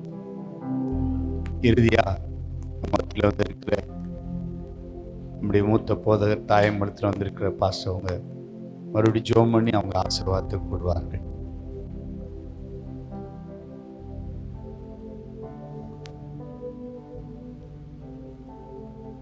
பரலோக பிதாவே, அருமையான இந்த ராத்திரி வேளையிலே அவசியமான செய்தியை நாங்கள் கேட்க உதவி செய்தீர். ஆண்டவரே, அநேக வருடங்கள் ஊழியம் செய்தாலும் விசுவாசிகளாக இருந்தாலும் ஆண்டவரே, இந்த நாளிலே இந்த ராத்திரி வேளையிலே கொடுத்த சத்தியத்துக்காக நன்றி செலுத்துகிறோம். உடனே செய்ய வேண்டியதை உடனே செய்யவும், மூட வேண்டியதை மூடவும், கவனிக்க வேண்டியவை கவனிக்கவும், ஊழியர்களாகிய எங்களுக்கும் விசுவாசிகளுக்கும் குடும்பத்தில் உள்ளவர்களுக்கும் ஆண்டவரே ஒரு கரிசனை உள்ள நல்ல வார்த்தையை அனுப்பி கொடுத்தீரே, அதற்காக ஸ்தோத்திரிக்கிறோம். ஆண்டவரை கேட்டு விட்டு விட்டு போகிறது அல்ல ஆண்டவரே. இப்பொழுது எதையெல்லாம் உடனே செய்ய வேண்டுமோ அதை இந்த ராத்திரியிலே செய்ய, ஜெப குறைவு, வேத வாசிப்பு, ஆண்டவரே எதிலெல்லாம் மற்றவர்கள் சொல்லுகிற அளவுக்கு வாழ்க்கை போய்விடாதபடி தங்களை தாங்களே புரிந்து கொண்டு தாவீதை போல கர்த்தரால் அபிஷேகம் பண்ணப்பட்டவன் மேல் என் கையை போடுவது எப்படின்னு சொல்லக்கூடிய அளவுக்கு நல்ல கிருபைகளையும் அபிஷேகத்தையும் தரும்படி நாங்கள் செபிக்கிறோம். அருமையான அருப்புக்கோட்டை பகுதியிலிருந்து கொண்டு வந்து எங்கள் ஒவ்வொருவருக்கும் ஆண்டவரே எங்களுடைய ஆவிக்குரிய வாழ்க்கையிலே ஒரு உயிர்மீட்சியை கொடுத்ததற்காக நன்றி செலுத்துகிறோம். நன்றியோடுமாய் ஸ்தோத்திரிக்கிறோம். ஆண்டவரே, ஒருவரும் கெட்டு போகிறது உம்முடைய சித்தம் இல்லை. நாங்கள் தைலக்காரன் என்கிறதை புரிந்து கொண்டு எங்களிடத்தில் கொடுக்கப்பட்ட தைலம் கெட்டு போகாதபடி நாங்கள் கவனமாய் அதை பயன்படுத்தத்தக்கதாக ஒரு வாசனை உள்ள ஒரு வாழ்க்கை வாழ ஆண்டவரே உம்முடைய தயவுள்ள கரத்தில் எங்களை ஒப்புக் கொடுக்கிறோம். அருமையான இந்த சூரானத்திலே வந்திருக்கிற ஒவ்வொரு விசுவாச பிள்ளைகளும் கொடுத்து வைத்தவர்கள், நல்ல வார்த்தைகளை கேட்கும்படி கர்த்தர் உதவி செய்தீர். ஊழியக்காரர் குடும்பத்துக்காக நன்றி செலுத்துகிறோம். ஆண்டவரே, இந்த 4வது கூட்டத்தை உம்முடைய கரத்திலே தருகிறோம். தொடர்ந்து உம்முடைய நாமத்தை மகிமைப்படுத்தும். இந்த சத்தியத்தை கேட்டதிலிருந்து உடனே எதையெல்லாம் செய்யணுமோ அதை உடனே செய்ய கர்த்தர் கிருபை தாரும். இந்த ராத்திரி வேளையிலே நம்முடைய தயவுள்ள கரத்திலே ஒப்புக் கொடுக்கிறோம். அருமையான ஊழியக்காரர் குடும்பம் பத்திரமாய் பிரயாணத்திலே செல்லவும் ஆண்டவரே, திரும்ப நாங்கள் உங்களுக்கு சித்தமான நேரத்தில் நம்முடைய வார்த்தைகளை கேட்க உங்களுக்கு கிருபை தாரும். ஆண்டவரே, அருப்புக்கோட்டை ஊழியங்களுக்காக நன்றி செலுத்துகிறோம். சூரான ஊழியங்களுக்காக நன்றி செலுத்துகிறோம். தொடர்ந்து வந்த யாவரையும் நம்முடைய தயவுள்ள கரத்திலே ஒப்புக் கொடுக்கிறோம். ஆசீர்வதி நம்முடைய நாமத்தை மகிமைப்படுத்தும். ஆண்டவராய் இயேசு கிறிஸ்துவின் மூலம் ஜெபிக்கிறோம் நல்ல பிதாவே, ஆமென்.